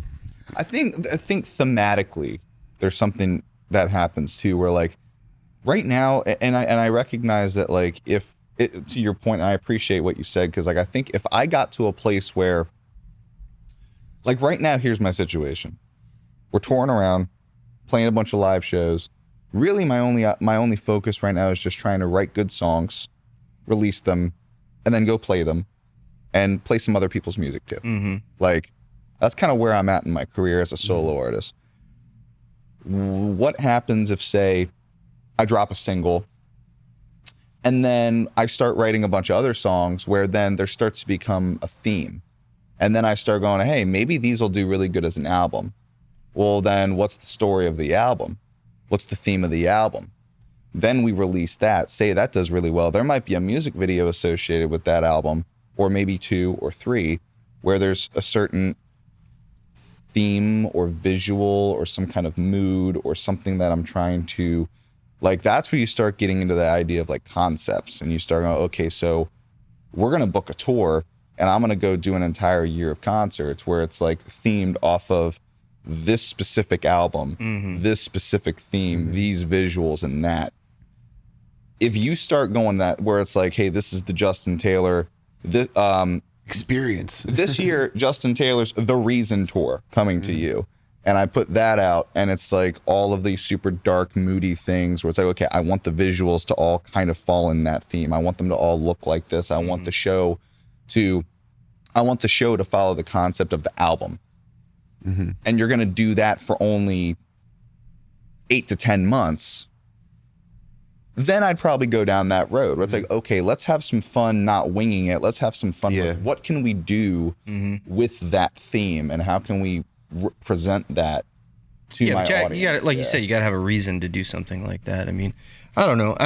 When what you're talking about too, makes me think of, like, you know, the Super Bowl halftime show or something. Not that I didn't watch it this year, but like something like that where it's super planned out, every single thing. That is kind of what I'm talking about. But I mean, I think there's also like, I have been in bands where it's like, at this point in this song, the 2 guitar players are going to be back to back doing this, right? There's like checkpoints. It's not like every single thing is choreographed, but there's these certain things that we do visually at this point in this song in the show. That kind of thing. Maybe more would be more along the lines of what I'm actually thinking of. I got you. Yeah, no, for sure. I could see that. Yeah. I was thinking in Sam Grow, maybe you had some of those types of checkpoints. He never took a set list on stage. Okay.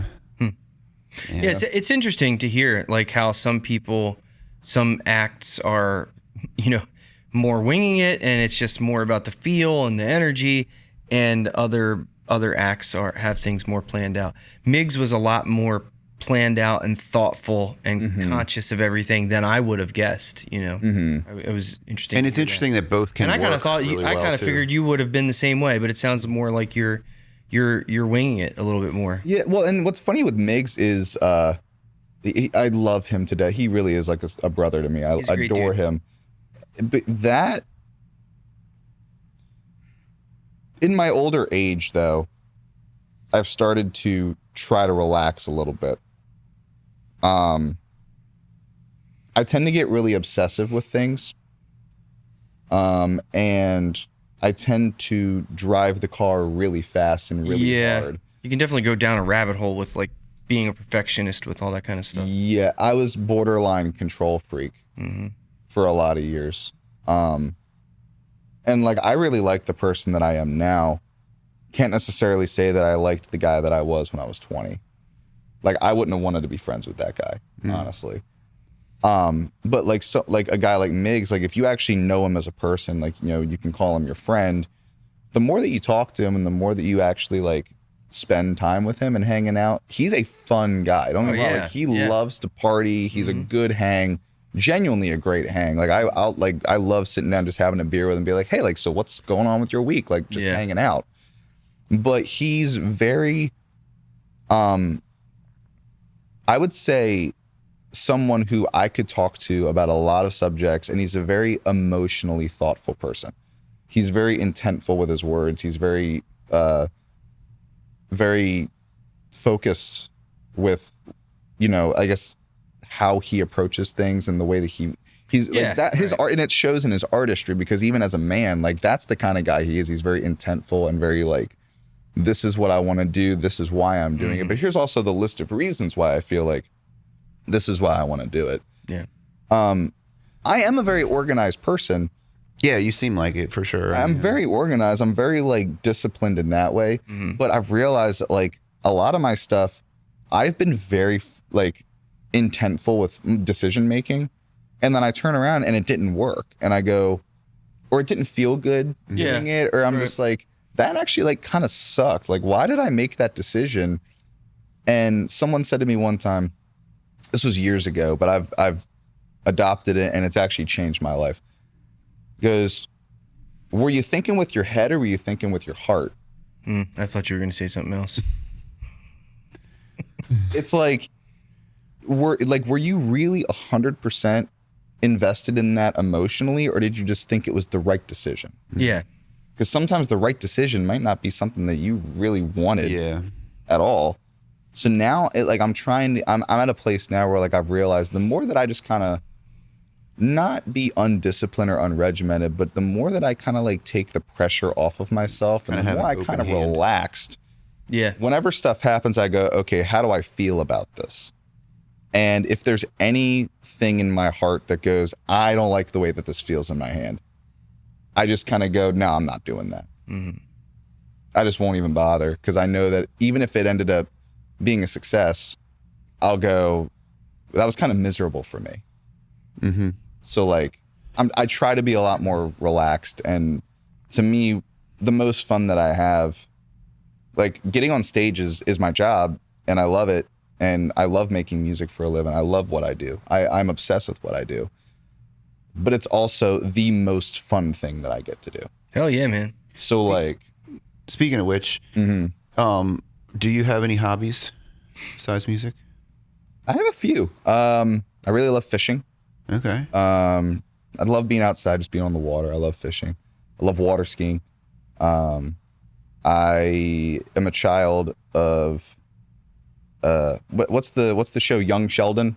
Oh, yeah. My son watches that all the time. Yeah, I have a little bit of that thing where it's like I like trains a lot, so I don't think I've ever seen the show. He likes trains? He loves trains. Okay. Yeah, I'm a part of that thing where like Thomas the Tank Engine. I just realized that we didn't say 6-7 again. We were supposed to say it like every 15 minutes. Well, okay. That's a clip. I forgot. Yep. 6-7. Oh, there you go. That's all my hobbies, really, though. Bless you. Sorry. God bless you. 6-7 makes me sneeze. Do you say Gesundheit or bless you? Which one? I don't say either. Okay. I don't give a shit about my kids. Oh, shit. You guys have been doing this all day. I don't think I've laughed so much as to when you guys are ripping each other. It's fun, man. It's fun, you know. So, okay, so you have some hobbies. All right, so... and then I had something else, but that's okay. I can't remember what it was. Go ahead. All right. I was just going to say, like, I don't mean to interrupt, but we're coming up on 2 hours. You said earlier that your concept of time is not... It's not great. It's not really Neither is mine.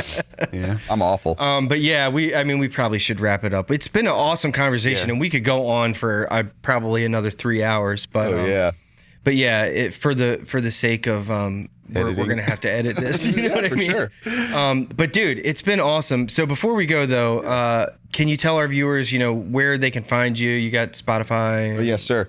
Which, by the way, thank you guys both for having me. If you guys are not subscribed to their YouTube channel or following them on the streaming sites, please go do it. I love these guys. They're great people, and I can genuinely call them my friends. Thanks, so thank you guys very much. Yeah. I'm on all the socials. Follow me on Spotify, iTunes, Apple Music, iHeartRadio.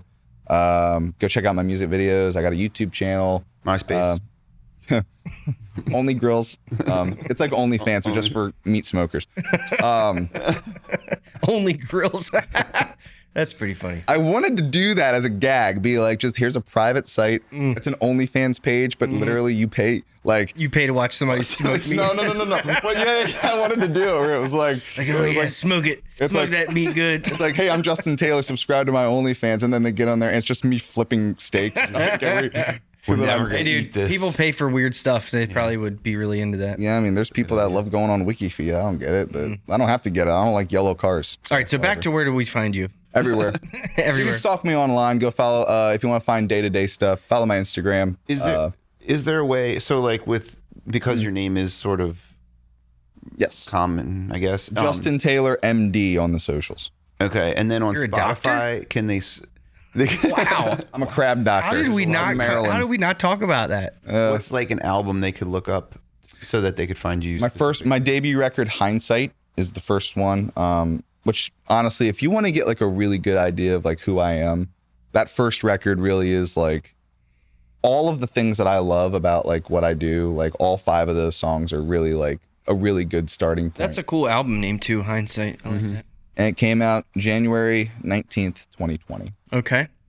Cool. So, all right. So all the social stuff, YouTube, Spotify, and it is, what's today? February 10th. Sure. So this one is probably going to come out in like, I don't know, March or April or something. So do you have any big shows or anything coming up in like April, May that you want to tell anybody about? We will have some summertime festivals this year. We're going to be down at the Shores a lot this summer as well. I think we got like 6 or 7 shows. That's not even on purpose. I'm being serious. Good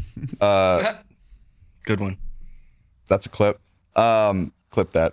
But yeah, Jersey Shore, Delaware beaches, Ocean City, Maryland. We're doing a lot of Mid-Atlantic stuff. I'm potentially working on a tour to go down to the southern states. So all of my Georgia, South Carolina, North Carolina friends, keep an eye out. I'm working with some deals right now. We'll see if it lands. Could potentially be really awesome for 4th of July weekend. Cool. That's all I'm gonna say about that right now. But yeah, Nashville potentially in the next couple of months. I'm still working on a lot of dates for this year. But we've got a bunch of cool summertime concert festivals. And I do have a website that is the only thing that is JustinTaylorBand.com. Okay. If you find a harpsichordist in France, that's not me, it's him.